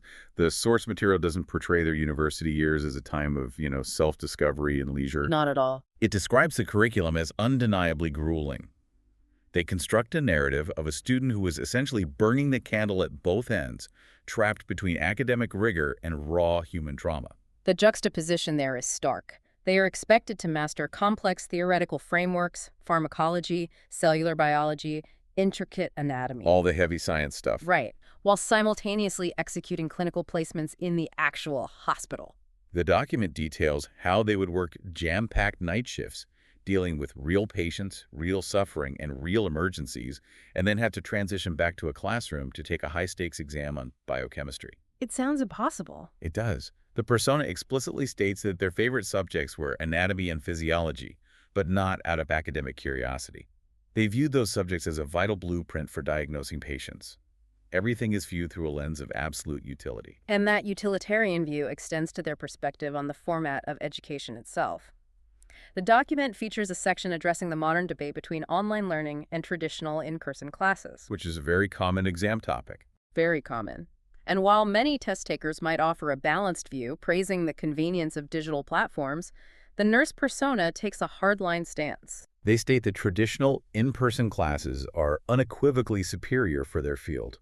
Uncompromising. The justification is that mastering medical procedures requires tactile, hands-on experience that digital platforms simply cannot replicate. You cannot develop the muscle memory to insert an intravenous line or perform chest compressions by clicking through a virtual simulation. If we connect it to the bigger picture, this educational foundation acts as the psychological forging process for the character. The crucible. Exactly. The extreme pressure, the chronic lack of sleep, and the heavy emotional burden of clinical placements strip away any tolerance for inefficiency. You simply cannot survive that kind of rigorous, high-stakes training without becoming fiercely protective of your time, your energy, and your resources. It really explains the meticulous, hyper-focused discipline we see in every other aspect of their life. It's the only way they survive. And that discipline is perhaps most evident in how this persona views the English language itself. Remember, this entire document is an English-speaking guide. Right, we can't forget the context. But within the narrative of the persona, taking a language class is not a casual hobby for personal enrichment. For this District 6 hospital nurse, English proficiency is described as paramount and non-negotiable. It is treated as a critical operational tool, possessing the same gravity as a stethoscope or a scalpel. The practical applications listed in the source material are deeply tied to patient outcomes. They detail how English is an absolute necessity to consume cutting-edge pharmacological journals. Because a lot of that research is only published in English. Right. And to understand international medical literature that might contain new treatment protocols, and to provide inclusive, accurate care for expatriate or foreign patients who come into the emergency room. The stakes are just incredibly high. The text specifically highlights a pervasive fear regarding pronunciation, actually. Oh yes, the pronunciation part is intense. For a standard language learner, mispronouncing a word is, an embarrassing classroom moment. You laugh it off. Right, no big deal. But for this nurse, mispronouncing a complex English drug name could lead to a catastrophic medication error. They explicitly note that poor pronunciation could have detrimental consequences for a patient's life. This is such a fascinating application of the redirecting strategy. By raising the stakes of language learning to literally a matter of life and death, the candidate ensures that their discussion of their own English studies remains firmly within their high-level medical vocabulary zone. It's brilliant. They aren't talking about watching movies with subtitles. They are talking about medical mistranslation and pharmacological accuracy. To achieve this proficiency, the nurse relies on a technique they call auditory immersion. Right, because they don't have time to sit in the classroom. Exactly. Given that they have zero free time for traditional study hours, they optimize their daily commute. They listen to advanced medical podcasts in English while navigating chaotic city traffic. It's this continuous process of upgrading their diagnostic toolkit. Upgrading their tools. It's an operational necessity. And the integration of learning into the interstitial moments of their day, like the commute, is a perfect segue into how this persona manages the rest of their existence outside the hospital walls. Yeah, their domestic life. Because when an individual is operating with such heavily depleted cognitive bandwidth and physical energy, their domestic life must become a study in radical efficiency. It has to be. The source material provides a surprisingly detailed look at their approach to food, finances, and functional living. Yeah. And it is arguably the most intense manifestation of their need for control. Because the hospital environment is intrinsically chaotic, loud, and unpredictable, the nurse rigidly controls the one domain they actually can, their personal life. Everything is optimized. Every action, every purchase, every meal is calculated to conserve energy and money. The approach to nutrition is entirely pragmatic. Food is stripped of its cultural or recreational value and is viewed strictly as metabolic fuel. Yeah, there's no joy of cooking here. None. The document outlines their reliance on batch cooking and meal prepping during their limited days off. The reasoning they provide for that is twofold. First, it's a financial defense mechanism against the overpriced hospital cafeterias. Right, saving money. Second, it's a biological defense mechanism. They explicitly state they prep meals to stave off the temptation of ordering unhealthy, hyperpalatable fast food when they return home completely incapacitated by exhaustion. They eat specific foods to avoid metabolic disorders. And there is a specific prompt in the guide that asks about a popular local food, the Vietnamese banh mi. Oh, this part is so funny. Right. A typical answer would describe the crispy bread, the savory meats, the fresh herbs, the joy of eating it. But the nurse persona, however, analyzes the banh mi as a quintessential fusion that provides an optimal balance of necessary macronutrients. They are essentially applying clinical nutrition to street food. It's hilarious, but so effective. And their financial philosophy mirrors this intense pragmatism. The source material notes that frugality and delayed gratification were instilled in them from childhood, stemming from a blue-collar background. And this combination of a frugal upbringing and extreme medical exhaustion results in a really fascinating view of consumerism. Shopping is absolutely not a recreational activity. Not at all. They explicitly refer to walking around a mall as a tedious chore. A chore. They prefer to execute transactions as swiftly as possible to conserve their limited cognitive energy. When they do buy things, it's strictly utilitarian, purchasing heavily discounted medical scrubs in bulk, for instance. Their banking habits further illustrate this desire to eliminate friction and mitigate risk. The persona states that they exclusively use mobile banking and e-wallets. And the justification for avoiding physical cash isn't just about, the convenience of digital tracking. No, it's medical again. Exactly. They state that physical cash is notoriously laden with pathogens, making digital payments a non-negotiable hygienic practice.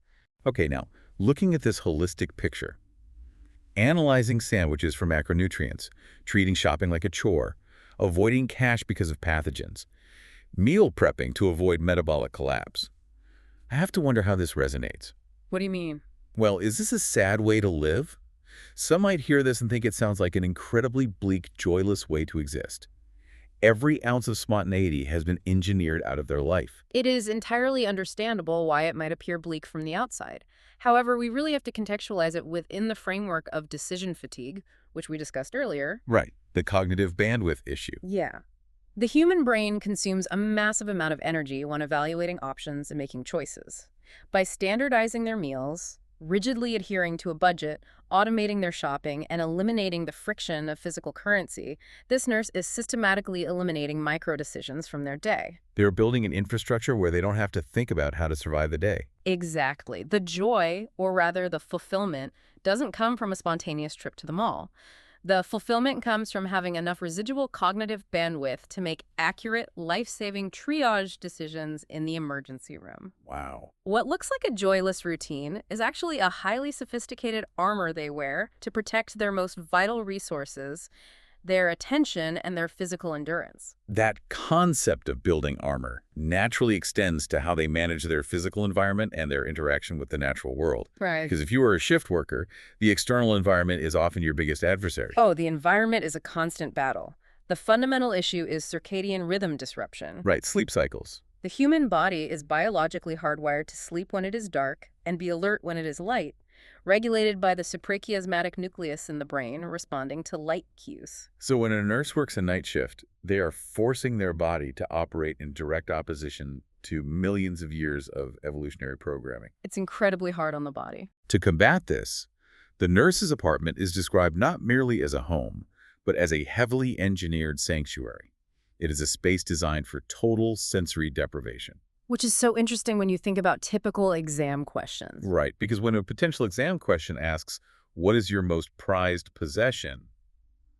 The answer isn't a family heirloom, a piece of jewelry, or a high-end electronic device. No, it's none of those. Their most prized possessions are their heavy blackout curtains. Because those curtains are a medical intervention. They are required to achieve total darkness, tricking the brain into melatonin production during daylight hours, while simultaneously dampening the acoustic assault of the city outside. The nurse's relationship with the weather is similarly functional and tied entirely to occupational hazards. If asked about the weather in their country, they describe the tropical monsoon downpours. But they don't talk about, like, the rain ruining a picnic. Exactly. They explain that sudden extreme weather shifts trigger a massive surge in respiratory ailments.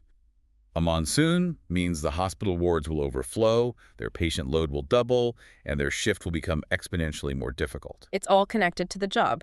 And conversely, beautiful, bright, sunny days are framed as an environmental hazard. A hazard. Yes, because the intense ambient light makes it nearly impossible to maintain the illusion of night required to achieve restorative sleep after a grueling shift. Their interaction with public spaces is dictated by the exact same need to manage sensory input. They actively, aggressively avoid crowded places. They state that the cacophony of voices, the chaotic movement, and the lack of personal space rapidly drain their depleted energy reserves. They are terrified of triggering sensory overload. When they do require recreation, they seek out the botanical gardens, a pristine, quiet green refuge where they can decompress and consciously lower their cortisol levels. The through line here is the deliberate curation of incoming stimuli. In a world that is constantly screaming for our attention, this persona treats peace and quiet not as a luxury, but as a vital biological requirement. This intentional curation of a low-sensory environment is profoundly relevant for you listening. Even if you aren't fighting circadian rhythm disruption from night shifts, anyone who has felt the crushing weight of a noisy, open-plan office or the sheer sensory exhaustion of a crowded subway commute can learn from this methodology. Absolutely. Protecting your peace by actively managing your environment is a universal necessity. But of course, the physical environment is only half the battle. We also have to look at the digital environment. Which introduces a complex dichotomy. The source material paints a very nuanced picture of modern technology, portraying it as the ultimate digital double-edged sword. Let's look at the good side first. On the clock, inside the hospital walls, technology is heralded as the absolute backbone of modern medicine. The persona acknowledges that they simply cannot perform their duties without it.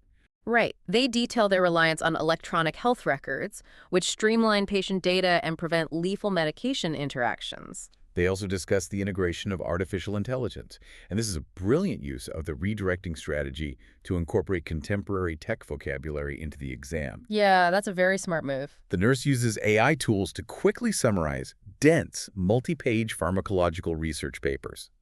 Because their time is so severely limited, AI acts as a cognitive prosthetic, digesting the literature so they can absorb the critical data without sacrificing hours of sleep. A cognitive prosthetic. I love that. They also utilize wearable technology, specifically smartwatches. But again, it's not for gamifying their step count or checking text I'm messages. never for fun. Exactly. The smartwatch is deployed defensively. They use it to meticulously monitor their own heart rate variations and to set heart alarms reminding them to hydrate, preventing physical deterioration while running around a ward for 12 hours. It is technology used as a prophylactic measure against occupational burnout. So what does this all mean? How does it flip? Well, the narrative shifts dramatically when they are off the clock. Outside the professional sphere, technology is viewed as a highly addictive trap that actively worsens the exhaustion they are fighting to manage. They explicitly call out the dangers of doom scrolling through social media feeds.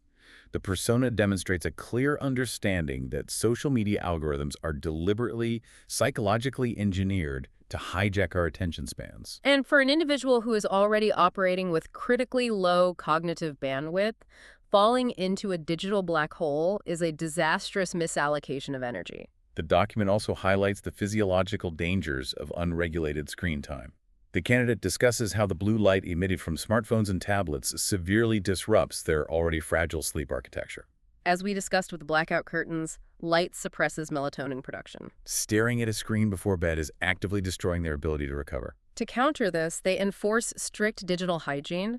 They actively substitute their smartphone for a physical, printed book before attempting to sleep, purposefully disconnecting from the digital barrage. The overall philosophy regarding technology is deeply defensive. They extract the absolute maximum utility from technology to save lives and save time, but they fiercely guard their neurological borders against the addictive, attention-draining aspects of the modern digital landscape. They recognize that their attention is their most finite and valuable resource, and they refuse to surrender it to an algorithm. This exploration has been incredibly revealing. What initially presented as a utilitarian stack of papers designed to help someone pass an English speaking exam has unspooled into a multi-layered masterclass. It really is a masterclass. On one level, it is a masterclass in linguistic strategy demonstrating how redirecting a conversation and maintaining narrative control can ensure you consistently deploy advanced vocabulary and sound articulate under pressure. And on a deeper level, it stands as a profoundly empathetic, hyper-realistic portrait of the sacrifices, the immense psychological pressures, and the strict, almost ascetic lifestyle demanded of medical professionals working on the front lines. It's a powerful demonstration of how language can be utilized not merely to transmit basic facts, but to actively construct, defend, and articulate a complex personal reality. The vocabulary we choose shapes how the world perceives our experience. As we wrap up this analysis, I think there is a broader application here beyond language exams and nursing. There absolutely is, and it's something you, the listener, navigating high-stakes communication should consider. Think about your own life and your own core persona. Yes, if you had to face a rapid-fire interview tomorrow, whether it's an intimidating job interview, a high-stakes negotiation, or a challenging public speaking engagement, what is the central, undeniable theme of your lived experience? What is your area of genuine expertise that you could confidently and logically pivot any question back to? Building your own redirecting strategy means knowing your personal vocabulary, understanding the specific jargon of your passions or your profession, and firmly anchoring yourself in your main narrative.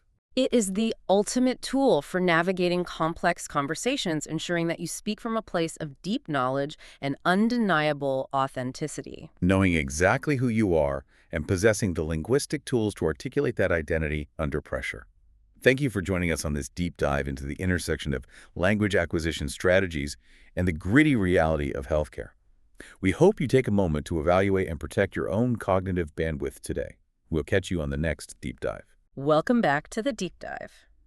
Have you ever been sitting in a meeting, maybe like a quarterly review or a project planning session, and things are just humming along fine? Yeah, okay, everybody is relaxed. Exactly. And then someone turns to you and asks the dreaded question. They say, hey, we've got these 3 different strategies for the next quarter. What do you think? In your brain just flatlines. Yes. In that exact second, it's like someone unplugs the supercomputer in your head. You're just a deer in the headlights. It is a deeply uncomfortable experience, but a completely universal one. Right. You find yourself trapped in this verbal maze, just stringing together fragmented thoughts. You're maybe vaguely cheering for one idea, tossing a, half-hearted criticism at another one. And by the time you stop talking, everyone in the room, including you, is wondering if you actually made a point at all. From a cognitive standpoint, what you're describing is just a textbook example of cognitive overload. Cognitive overload. Yeah.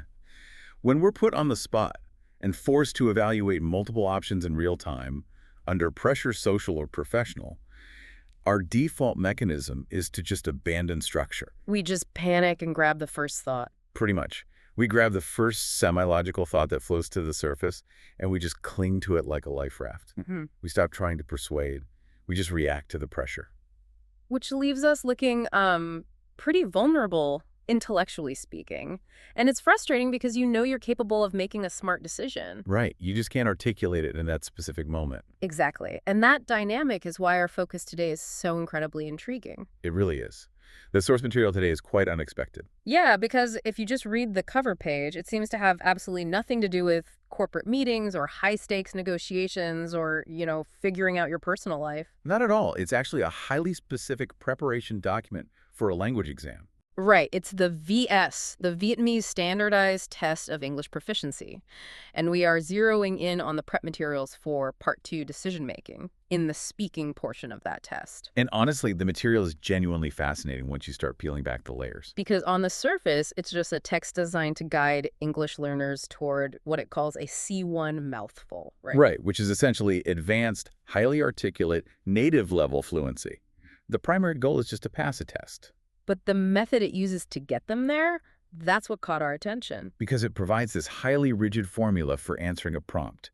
It gives a specific set of linking phrases, and then, this is the crazy part, it offers exactly 100 detailed, written-out mini-samples of decision-making scenarios. 100 discrete examples where the text takes 3 options, evaluates them, and picks a winner. It's extremely thorough. It is. And that's our mission today. We aren't here to, study for a language test. We are going to reverse engineer this document.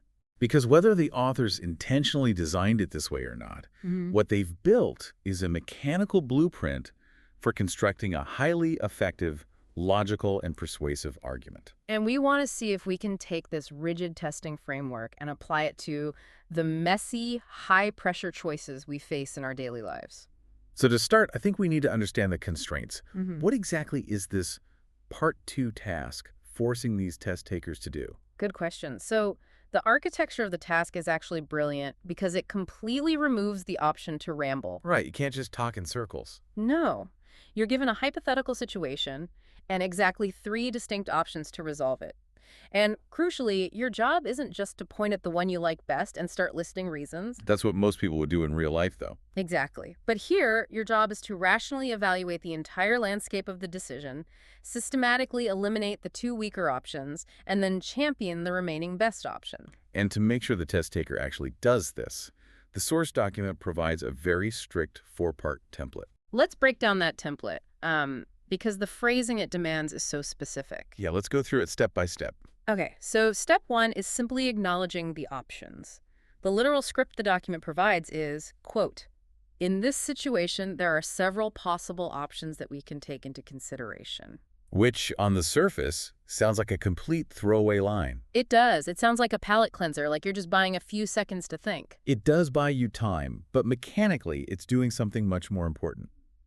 If you think about how persuasion works, starting an argument by immediately stating your conclusion is a terrible idea. Like saying, we need to do option C right out of the gate. Exactly. If you say, we must do C, you instantly trigger the listener's defenses. Their brain immediately fires back with, well, why not A or B? Oh, I see. But by starting with, there are several possible options we can take into consideration, you are signaling that you're a calm, rational actor. Yeah. You're saying, I see the whole board, I'm not rushing this. It completely disarms their initial skepticism. I really like that. It establishes you as the objective observer. Right. Okay, so then we move to step 2, which is evaluating option A. And the structure here requires a very specific pivot. The pivot is key here. You have to state a practical benefit of option A, but then immediately pivot to a potential drawback. Can you read the script they give for that? Yeah, goes. To begin with, option A seems to be quite a practical choice, mainly because it can help to benefit. However, one potential drawback is that it may be a problem, which could make it less effective in the long run. Notice what it's doing there. You don't just throw option A in the trash. Right, to sort of hold it up and admire it for a second. You admire it, and then you point out the crack in its foundation. That pivot is the core of cognitive empathy. Cognitive empathy, how so? Well, you're anticipating that someone in the room might actually really like option A. If you just dismiss it as a terrible idea right away, you alienate that person. Yeah, they'll just stop listening to you. Exactly. Yeah. But by conceding its value, admitting that it seems practical and has a benefit, you validate their perspective before you gently dismantle it. That makes total sense. Then step 3 asks you to do the exact same thing to option B. Let's hear the script for that one. You say, another possible option is option B, which is also worth considering since it provides benefit. That being said, it might not be the best solution because it's a problem. So again, you recognize its worth, but explicitly state why it falls short. And finally, you arrive at step 4, the verdict. You deliver your final choice for option C with this really layered justification. How's it phrased? From my perspective, I would opt for option C. The main reason is reason, and at the same time, it can also help to extra benefit. If we step back and look at the psychological mechanics of this entire 4-part structure, it's honestly incredibly sophisticated. Because it forces you to lead with the flaws of the alternatives. Yes. The framework ensures you never sound like a partisan cheerleader.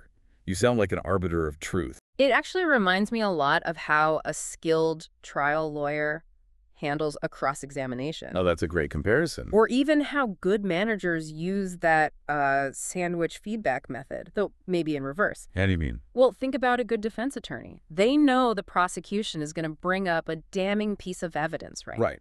The attorney doesn't wait for the prosecution to drop the bomb. They bring it up themselves in their opening statement. Oh, I see. Stealing their thunder. Exactly. They say, ladies and gentlemen, you're going to hear that my client was at the scene of the crime. That looks bad. However, you will also hear they take ownership of the narrative. That's a perfect analogy. By exploring options A and B first, you're showing the listener that you aren't biased by ignorance. You're saying, I've held these other ideas in my hands, I've weighed them, they have value, but they're fundamentally flawed. You're inoculating the listener against counterarguments by addressing them proactively. Because when people argue in real life, they usually just shout the benefits of their preferred option over and over. Like, we should do this. It'll save money. It's the best. And what happens? The person listening just folds their arms and thinks, you haven't even considered my idea, so I'm not going to listen to yours. But this VSTEP blueprint forces you to systematically validate and then politely execute the alternative. So by the time you finally arrive at option C, it doesn't feel like a personal opinion anymore. It feels like an inevitable mathematical conclusion. Okay, I definitely see the power in it. But let me play devil's advocate for a moment here. Go for it. If I walk into a casual meeting with my team and I rigidly follow this script like, there are several options. Option A is good but flawed. Option B is nice but flawed. Therefore, I opt for C. Don't I run the risk of sounding like a robot? You absolutely do. It just sounds a bit unnatural or overly rehearsed for real life, doesn't it? That is the danger if you only rely on the structural skeleton. If you just drop facts into those brackets like you're filling out a tax form, yes, you will sound robotic. Right. And that is exactly why the source document doesn't just stop at the 4-part template. It provides what we might call the connective tissue. The linking phrases. Yes. The document has an entire section dedicated to what it calls, and forgive my pronunciation, kyo dai koyu, which basically translates to phrases to extend sentences. Oh, okay. It provides the linguistic joints that allow this rigid skeleton to move smoothly and organically. Let's dig into that connective tissue then, because shifting from just listing things to actually building a dimensional argument is where a lot of people stumble. It's the hardest part of speaking fluently. So the document breaks these linking phrases into 3 distinct categories. First, we have phrases for extending reasons. These are things like mainly because, especially when, and which means that. Okay. Second, we have phrases for adding secondary points, like at the same time, in the long run, and to some extent. Right, adding depth. And finally, smoothing the flow, which gives us phrases like, I believe that, it seems to me that, and one possible explanation is that. Now, what was your initial reaction when you read those lists? Honestly, My cynical brain kicked in immediately. I thought, okay, these are just filler words. Just fluff to meet a word count. Exactly. It felt like the English language equivalent of empty calories, just designed to help a test taker stall without actually saying anything new. It is very easy to dismiss them as filler, especially if you've ever graded student essays filled with phrases like, since the dawn of time. Yes, we've all seen those. But if you examine how the text actually deploys these specific phrases in the 100 mini-samples, they function much more like cognitive steering wheels. Cognitive steering wheels. I like that. They physically shift the perspective of the argument and force the speaker to think harder. Let's look at mainly because. Okay, yeah. The text explicitly emphasizes this phrase over just saying because. Why do you think that is?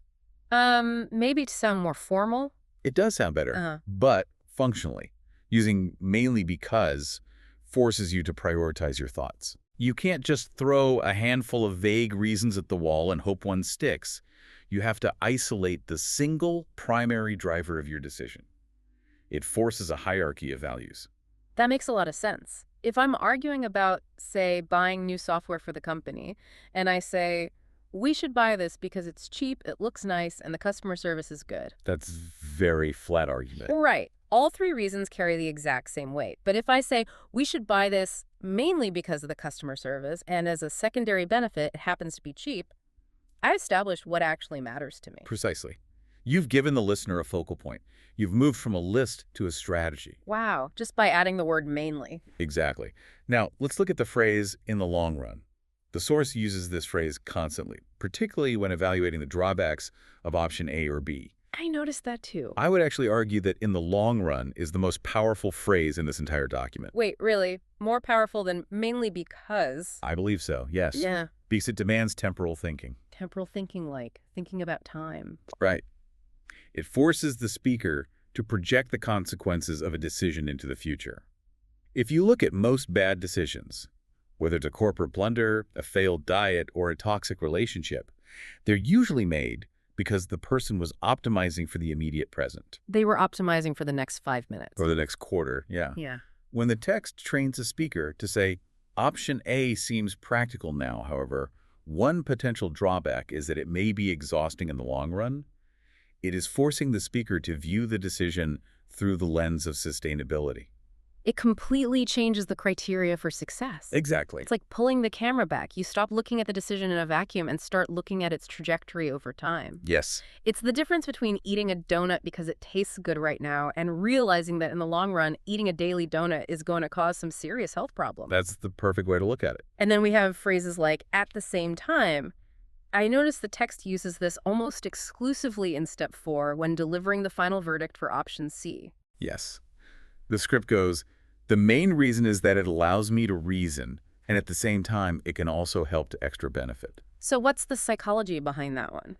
That phrase highlights a major flaw in how people naturally argue. Most people argue in a very linear, one-dimensional way. They offer one primary reason for their choice, right? Right. And the problem is, if the person they're arguing with manages to knock down that one reason, the entire argument collapses. The house of cards falls. So using at the same time is like adding a support beam. It creates a multidimensional argument. It weaves a web of justification. You're telling the listener, not only does my option solve the primary problem, but it also generates this entirely separate collateral benefit. By anchoring your decision in multiple realities, you make it significantly harder to refute. Precisely. Okay, so we've established the architectural blueprint, acknowledge, evaluate, decide. And we understand the connective tissue that holds it together. Prioritizing, mainly because projecting into the future with, in the long run, and weaving a web with at the same time. Yes. But, reading a formula on a page is one thing. It's abstract. Right. Where this source material really shines is in the 100 specific everyday dilemmas it uses to demonstrate this framework in action. Examples are fantastic. It's one thing to say be objective, it's another to see it applied to something deeply personal. And I want to look at how this document handles a category of decisions that stresses almost everyone out. The art of giving a gift. Oh, gift-giving is a brilliant laboratory for testing decision-making frameworks. Because it's so subjective. Inherently. It involves predicting someone else's desires, navigating social expectations, weighing emotional resonance against practical utility. It's just a minefield of cognitive biases. It really is. Think about the last time you had to buy a wedding gift or a retirement gift. It's paralyzing. So what does the text do with it? Let's look at example 4 from the text. The farewell gift. A colleague is leaving the company. You have 3 options: a painting, a souvenir gift, or a farewell meal at a restaurant. Okay, 3 very classic options. Now, if I'm not using a framework, my gut reaction is the painting. Really? A painting? Yeah, it's a physical object, it lasts forever, it feels substantial and classy, but the text aggressively rejects the painting. Why is that? It evaluates it and says a painting may take time to prepare and may not suit everyone's taste. Fair point. It also rejects the souvenir, noting that it feels a little formal or predictable, so it definitively chooses the farewell meal. And what's the justification for the meal? It says it chooses the meal mainly because it gives everyone a chance to spend quality time together and focuses on connection rather than just the gift itself. What we are seeing here is how the text evaluates and manages risk. Specifically, aesthetic and subjective risk. Because the painting is too risky. The painting represents an incredibly high-risk gamble. You're betting that your personal aesthetic taste perfectly aligns with the departing colleague's taste. And that they have the wall space. And that their spouse will also like it. If you lose that gamble, your gift isn't just useless, it actually becomes a burden to them. Oh, wow. Yeah, they have to pretend to like it and figure out what to do with it when you come over. Exactly. The farewell meal, however, minimizes that subjective risk while maximizing shared human experience. It prioritizes the warmth of the atmosphere over the permanence of a physical object. It's a very sophisticated way of looking at value. That honestly makes me reevaluate every piece of art I've ever given someone. Let's look at another one. Example 9, choosing a gift for your mother. Another high-pressure situation. For sure. The options are a book, a set of cosmetics, or a handbag. Okay. The text immediately knocks out the book, stating it may not be suitable if she is busy. Then it targets the cosmetics. And the reasoning here is just brilliant in its cold pragmatism. What does it say? It says, choosing the right product can be difficult because different people have different skin types. So it chooses the handbag because it is practical and stylish and can last for a long time. Again, the text is identifying and rejecting high-risk assumptions. Like assuming you know her skin type. Exactly. Buying cosmetics for someone else requires an intimate, exacting knowledge of their dermatological reality, their allergies, their brand preferences. Which most people simply don't have. Right. It's a landmine disguised as a thoughtful gift. The handbag is the safe harbor.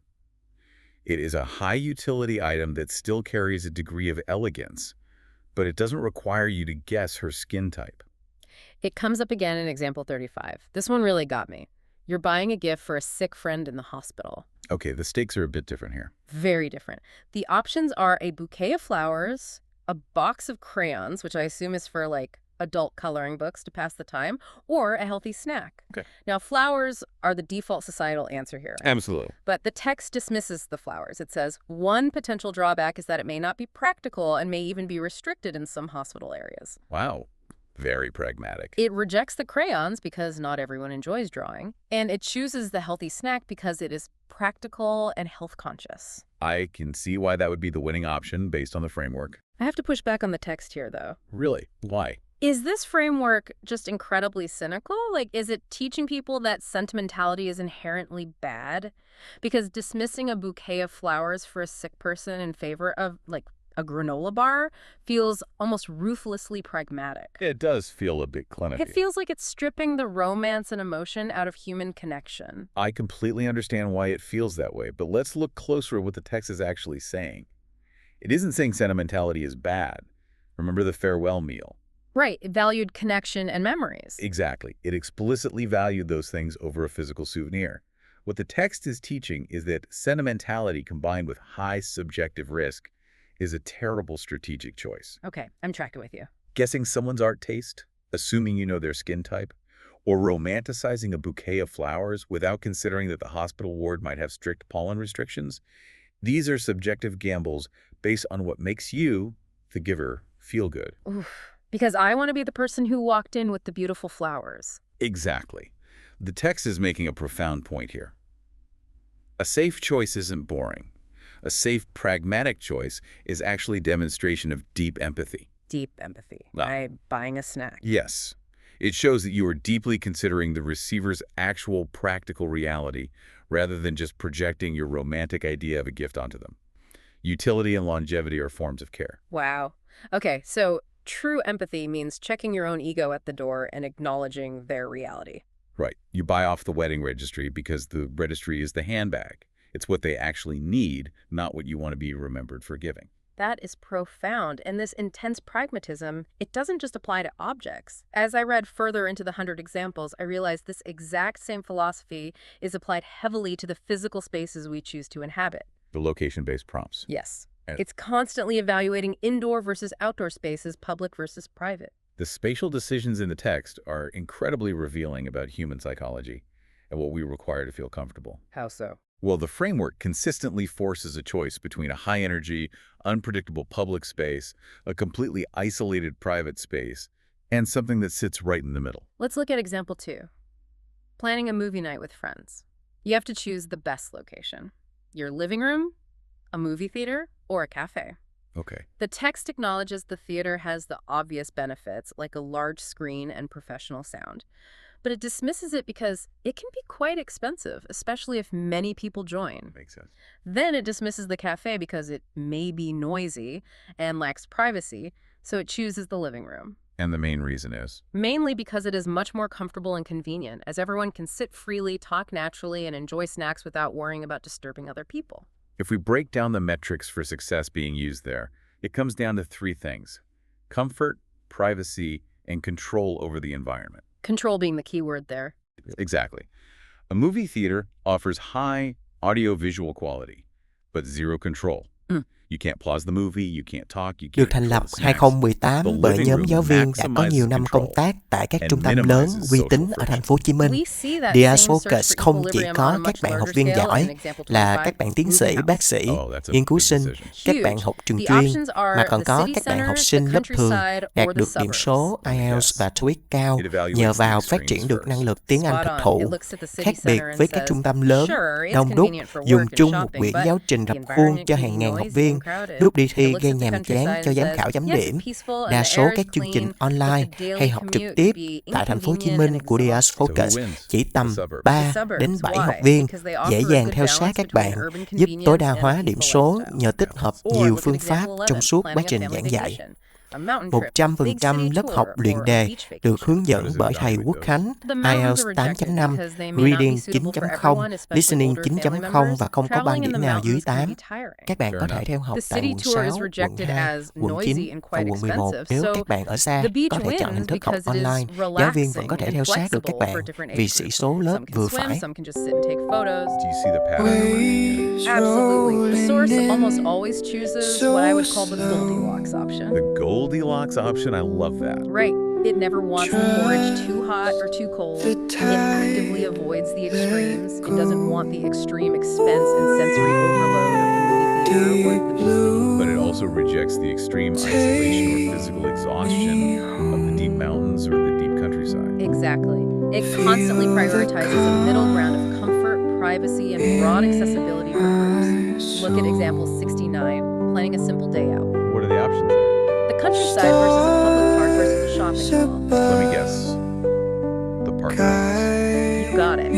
The mall is rejected as a trap for unnecessary spending. The countryside is rejected because it is far away and requires too much planning. The public park wins because it sits right in the middle. It's budget-friendly, easy to access, but still offers fresh air. If we connect this back to the linguistic mechanics we discussed earlier, this is the in the long run mindset applied to spatial and environmental design. How does time play into location, though? It touches on an evolutionary psychology concept regarding homeostasis, our internal drive to maintain a stable, comfortable environment. Okay, so stability over time. Right. Extreme choices like moving to the deep countryside or planning a highly strenuous mountain hike for a family require high energy input. They require high logistical, physical, or financial stress. And so they're hard to keep up. Exactly. Therefore, they are hard to sustain. Sustainable choices, the Goldilocks choices like the suburbs, the living room, the local park, offer higher control over the environment and lower friction. Which means they accommodate the widest variety of people. Which is absolutely crucial when you are making decisions for a group. The text is highly risk-averse, but in a way that maximizes sustainable comfort over a long timeline. Okay, so if we're choosing a gift, we look for low subjective risk and high utility. If we're choosing a location, we look for the Goldilocks zone of sustainable comfort. It all makes sense for our personal lives. It does. But here's where the text really threw me a curveball. Uh-oh. What happens when the document forces us to look outside our living rooms? What happens when the source forces these test takers to act almost like, policymakers, making decisions about serious macro-level, real-world problems? Ah. Because applying a comfortable Goldilocks framework to a public health crisis doesn't seem like it would work. Exactly. This is exactly where the framework is truly stress-tested. Evaluating a movie night is a low-stakes game. Evaluating public safety requires a much more rigorous application of logic and an entirely different set of metrics. Let's dive right into example 1 from the text. The prompt asks the speaker to evaluate 3 serious social issues and decide which is the most urgent to address. Okay, what are the issues? The options are littering, smoking in schools, and using mobile phones while driving. Wow. Okay, those are serious. Now, applying the blueprint, the text acknowledges that littering is a problem that makes the city dirty and affects the environment, but it pivots and says it is not usually as immediately dangerous to human life. Which is true. Then it evaluates smoking in schools, and I really struggled with the text's conclusion here. Oh, why is that? Because to me, smoking in schools is an incredibly dangerous, massive public health crisis. You are talking about addicting an entire generation to a carcinogen. It is a massive crisis, and to be fair to the text, it absolutely acknowledges this. It states, smoking in schools is also harmful, especially because it affects students' health and may encourage bad habits. Right, doesn't deny the reality or the severity of the harm. But it doesn't choose it as the most urgent. No, it acknowledges it, but then it completely bypasses it. It definitively chooses using mobile phones while driving as the most serious issue. And how does it justify that? The justification is, the main reason is that it directly threatens people's lives, as drivers can easily lose concentration and cause traffic accidents. In addition, this problem affects not only the driver, but also passengers, pedestrians, and other people on the road. I see. I just have to argue with the source material here. A car crash is a terrible, immediate tragedy, but a generation addicted to nicotine is an economic and health disaster that strains the medical system for decades. You're not wrong about that. More people die from smoking-related illnesses than distracted driving. So how does the framework justify putting the phones above the smoking? It is a really difficult conclusion to swallow. But let's unpack the specific logic matrix the text is using to triage these crises. Think of it like a doctor in an emergency room. When multiple patients arrive simultaneously, the doctor doesn't treat the sickest patient first. They treat the patient who is most likely to die in the next 5 minutes if left untreated. Oh, wow. Okay. The source consistently prioritizes 2 distinct metrics above all else when evaluating social problems: the speed of the life-threatening consequences and the radius of involuntary collateral impact. Speed and radius. Yes. Smoking is a slow-acting harm. It is terrible, it is chronic, and it is deadly in the long run. But fast, unpredictable violence, like a multi-car accident caused by a driver looking at a text message, overrides slow-acting harm in this specific triage framework. The threat is immediate. Okay, I understand the speed aspect. What about the radius? Well, look at the radius of the damage. A student who smokes harms themselves and perhaps those immediately around them through secondhand smoke is largely a voluntary risk, even if driven by addiction. But a driver on a phone Turns a 2-ton vehicle into an unguided missile. They endanger innocent, involuntary third parties, pedestrians on the sidewalk, a family in the oncoming lane. The scale of immediate involuntary harm is much higher. The framework prioritizes stopping the immediate bleeding over treating the chronic disease. That is a very cold, hard way to look at it. But when you frame it as emergency triage, the logic completely holds up. It prioritizes the immediate involuntary threat to life. It's remarkably consistent. And we see this exact same logic prioritizing immediate impact applied in example 34. This one is about reducing traffic accidents. What are the options? Restricting the driving age, improving road infrastructure, or raising public awareness. Infrastructure seems like a solid choice. Right. But the text rejects restricting the driving age because it does not address careless behavior among adult drivers. It rejects improving infrastructure because it requires a large budget and a long implementation period. Ah, speed of implementation. Yes. So it chooses raising public awareness campaigns. Why? because awareness campaigns can reach many citizens quickly, and they target the root cause of the problem, which is irresponsible human behavior. So it's evaluating the speed of implementation versus the breadth of the impact.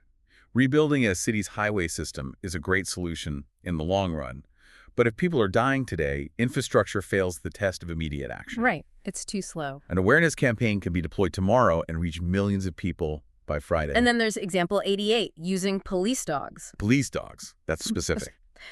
The prompt asks how a city should best utilize police dogs to improve public safety. The options are search and rescue operations, patrolling crowded public places, or detecting illegal drugs and weapons.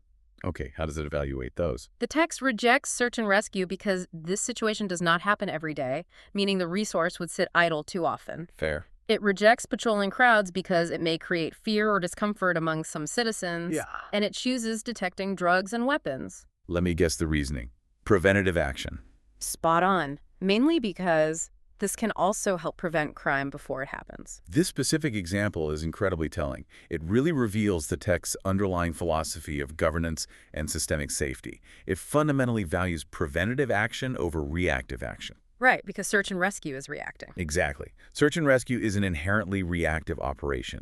You are deploying the resource to respond to a tragedy like a lost child or a collapsed Được building thành lập that has already occurred. 2018 bởi nhóm giáo viên đã có nhiều năm công tác tại các trung tâm lớn uy tín ở thành phố Hồ Chí Minh. DS Focus không chỉ có các bạn học viên giỏi là các bạn tiến sĩ, bác sĩ, nghiên cứu sinh, các bạn học trường chuyên, mà còn có các bạn học sinh lớp thường đạt được điểm số IELTS và TOEIC cao nhờ vào phát triển được năng lực tiếng Anh thực thụ. Khác biệt với các trung tâm lớn, đông đúc, dùng chung một quyển giáo trình rập khuôn cho hàng ngàn học viên, lúc đi thi gây nhàm chán cho giám khảo chấm điểm. Đa số các chương trình online hay học trực tiếp tại thành phố Hồ Chí Minh của DS Focus chỉ tầm 3 đến 7 học viên, dễ dàng theo sát các bạn, giúp tối đa hóa điểm số nhờ tích hợp nhiều phương pháp trong suốt quá trình giảng dạy. 100% lớp học luyện đề được hướng dẫn bởi thầy Quốc Khánh, IELTS 8.5, Reading 9.0, Listening 9.0 và không có ban điểm nào dưới 8. Các bạn có thể theo học tại quận 6, quận 2, quận 9 và quận 11. Nếu các bạn ở xa, có thể chọn hình thức học online. Giáo viên vẫn có thể theo sát được các bạn vì sĩ số lớp vừa phải.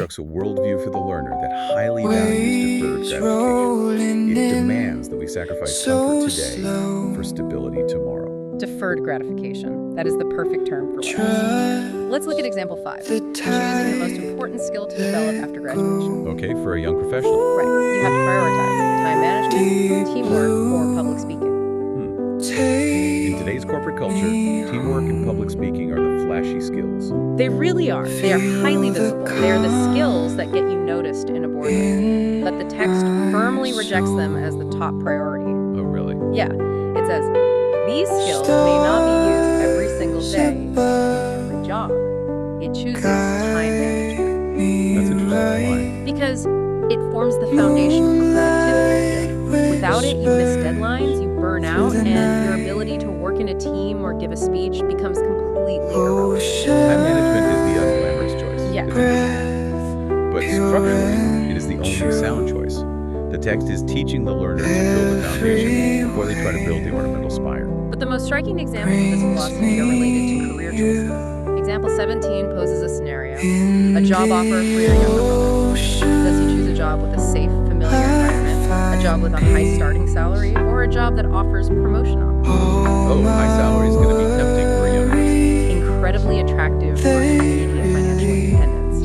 But the text pivots and says, salary alone may not guarantee long-term satisfaction or professional growth. So it chooses promotion opportunities. Yes, because it gives him room to grow, learn new skills, and gradually build a stronger career path. Wow. And we see this exact same scenario play out again in example 26. A choice between a job that is highly interesting, a job with a high salary, or a job matching his field of study. And again, it rejects the high salary. Actively rejects it. It chooses the matching field because it helps build industry-specific skills and long-term employability. I want to highlight the specific vocabulary that text deploys in these career examples. Yeah, go ahead. It uses phrases like financial independent, long-term career development, intrinsic motivation, industry-specific skills. Right, very professional. But this isn't just basic English vocabulary. It is the lexicon of long-term strategic planning. The text is actively training the speaker to resist the sugar rush of an immediate high paycheck. It wants them to think bigger. It wants the speaker to understand compounding interest, but applied to human capital. You accept a lower starting salary today or a more challenging entry-level role because you are positioning yourself for exponential growth and security a decade from now. It is the ultimate expression of the in the long run mindset. Completely. And this philosophy, the willingness to face short-term discomfort or sacrifice for a long-term benefit, it applies perfectly to how the text handles interpersonal conflict, too. Oh, I'm curious about this. Look at example 59. This is a situation everyone has faced. You have a noisy neighbor, and it's severely affecting your sleep and your peace of mind. The worst. Right. Your options are move away to a new apartment, report them to the police, or talk to them directly. I know what most people would want to do. Avoid the conflict. So the text evaluates moving and says it is unrealistic because it requires too much time and money. It evaluates calling the police and says it might create unnecessary tension and damage the relationship permanently. Which is very true. So it concludes you must go talk to them directly. Why? To maintain a peaceful relationship in the neighborhood. This is a fascinating example because it touches on how we manage social friction. Right. Moving away is the flight response. Calling the police is outsourcing the conflict to a third party. Both of those are attempts to avoid the immediate sweaty-palmed awkwardness of knocking on a stranger's door and saying, "Excuse me, you are being too loud." It's terrifying to do that. It is terrifying. But avoiding the neighbor and calling the cops is taking the easy way out in the short term, and it almost guarantees a toxic, hostile living environment in the long run. Yeah, they'll know you called the cops on them. Exactly. Facing the conflict head-on, taking personal responsibility for the social fabric of your environment is much harder today, but it is the only path to genuine peace tomorrow. It is the emotional equivalent of deferred gratification. That is so well put. And finally, example 85, the ultimate test of character. Let's hear it. You are walking down the street and you find a lost wallet containing a significant amount of money and personal ID cards. Okay, classic ethical dilemma.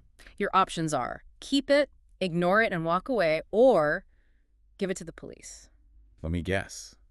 It acknowledges the temptation. It acknowledges the very human temptation to keep the money, but swiftly rejects it as dishonest and illegal. It acknowledges the ease of just ignoring it and not getting involved, but points out that the owner may urgently need those ID cards. So it definitively chooses giving it to the police. Yes, and the main reason, this action also shows honesty and social responsibility. It demands that you do the right thing, even when it requires physical effort like walking all the way to a police station, and yields absolutely no immediate personal reward. When you step back and look at the aggregate of these 100 examples, it becomes undeniably clear. Yeah. This is a fully realized, highly ethical, logically rigorous framework for navigating human existence, all cleverly disguised as a rubric for an English-speaking exam. It really is. Let's sort of pull all of these threads together because we've covered so much ground today. It's been quite a journey. We started this deep dive looking at what seemed to be a dry, rigid template for the VSTEP Part 2 speaking test. Option A, Option B, Option C. Acknowledge, evaluate, pivot, decide. We looked at a handful of linking words like mainly because and in the long run. Right, the bare bones. But by diving deep into the psychology of how that structure actually works, and by analyzing how the text applies it to everything from buying a handbag for your mother, to choosing the suburbs over the city, to prioritizing traffic safety over littering, to facing down a noisy neighbor, we found something much bigger. We found a blueprint for rational living, a framework that teaches us to constantly prioritize long-term utility over short-term gratification. Absolutely. To actively seek out the balanced, sustainable middle ground, that Goldilocks choice, rather than exhausting ourselves at the extremes. And it taught us to value shared human experiences over high-risk, expensive objects. Yes. And when we face real-world problems, it taught us to tackle the most immediate, broad-scale threats first, while quietly laying a foundation for future growth. It is incredibly powerful when you realize just how broadly it applies. And it brings me right back to that image we started with. Standing in that meeting. Or standing in your kitchen arguing with your spouse. Your brain unplugs. You are trapped in the verbal maze, feeling the pressure and just freezing like a deer in the headlights, about to blurt out something you'll regret. We've all been there. So here is my final provocative thought for you to take away today. The next time you are faced with a complex choice, whether it is a massive strategic pivot at work, deciding where to send your kids to school, or even just figuring out how to confront a difficult coworker, don't just go with your gut. Don't just blurt out the first emotional reaction that comes to mind. Exactly. Force yourself into this template. Take a breath. Acknowledge the landscape by recognizing the options out loud. Force yourself to articulate option A, validate its appeal, and then confront its fatal flaw. Force yourself to articulate option B and accept its limitations. And finally, deliver your option C, but anchor it to reality by forcing yourself to say, mainly because, and project it into the future by forcing yourself to ask how it will hold up in the long run. It's a mental speed bump that forces clarity. If we applied the rigorous, unemotional, highly empathetic structure of a language exam to our daily dilemmas, if we systematically dismantled our own biases before we even spoke them out loud, how much regret, how much anxiety, and how many bad decisions could we completely eliminate from our lives? It is a profound question to sit with. And honestly, given how much of our stress is just self-inflicted by poor reactive decision-making, I suspect the answer is almost all of them. It's definitely something to think about the next time you have to make a call. Thanks for joining us on this deep dive into the architecture of a great decision. Until next time.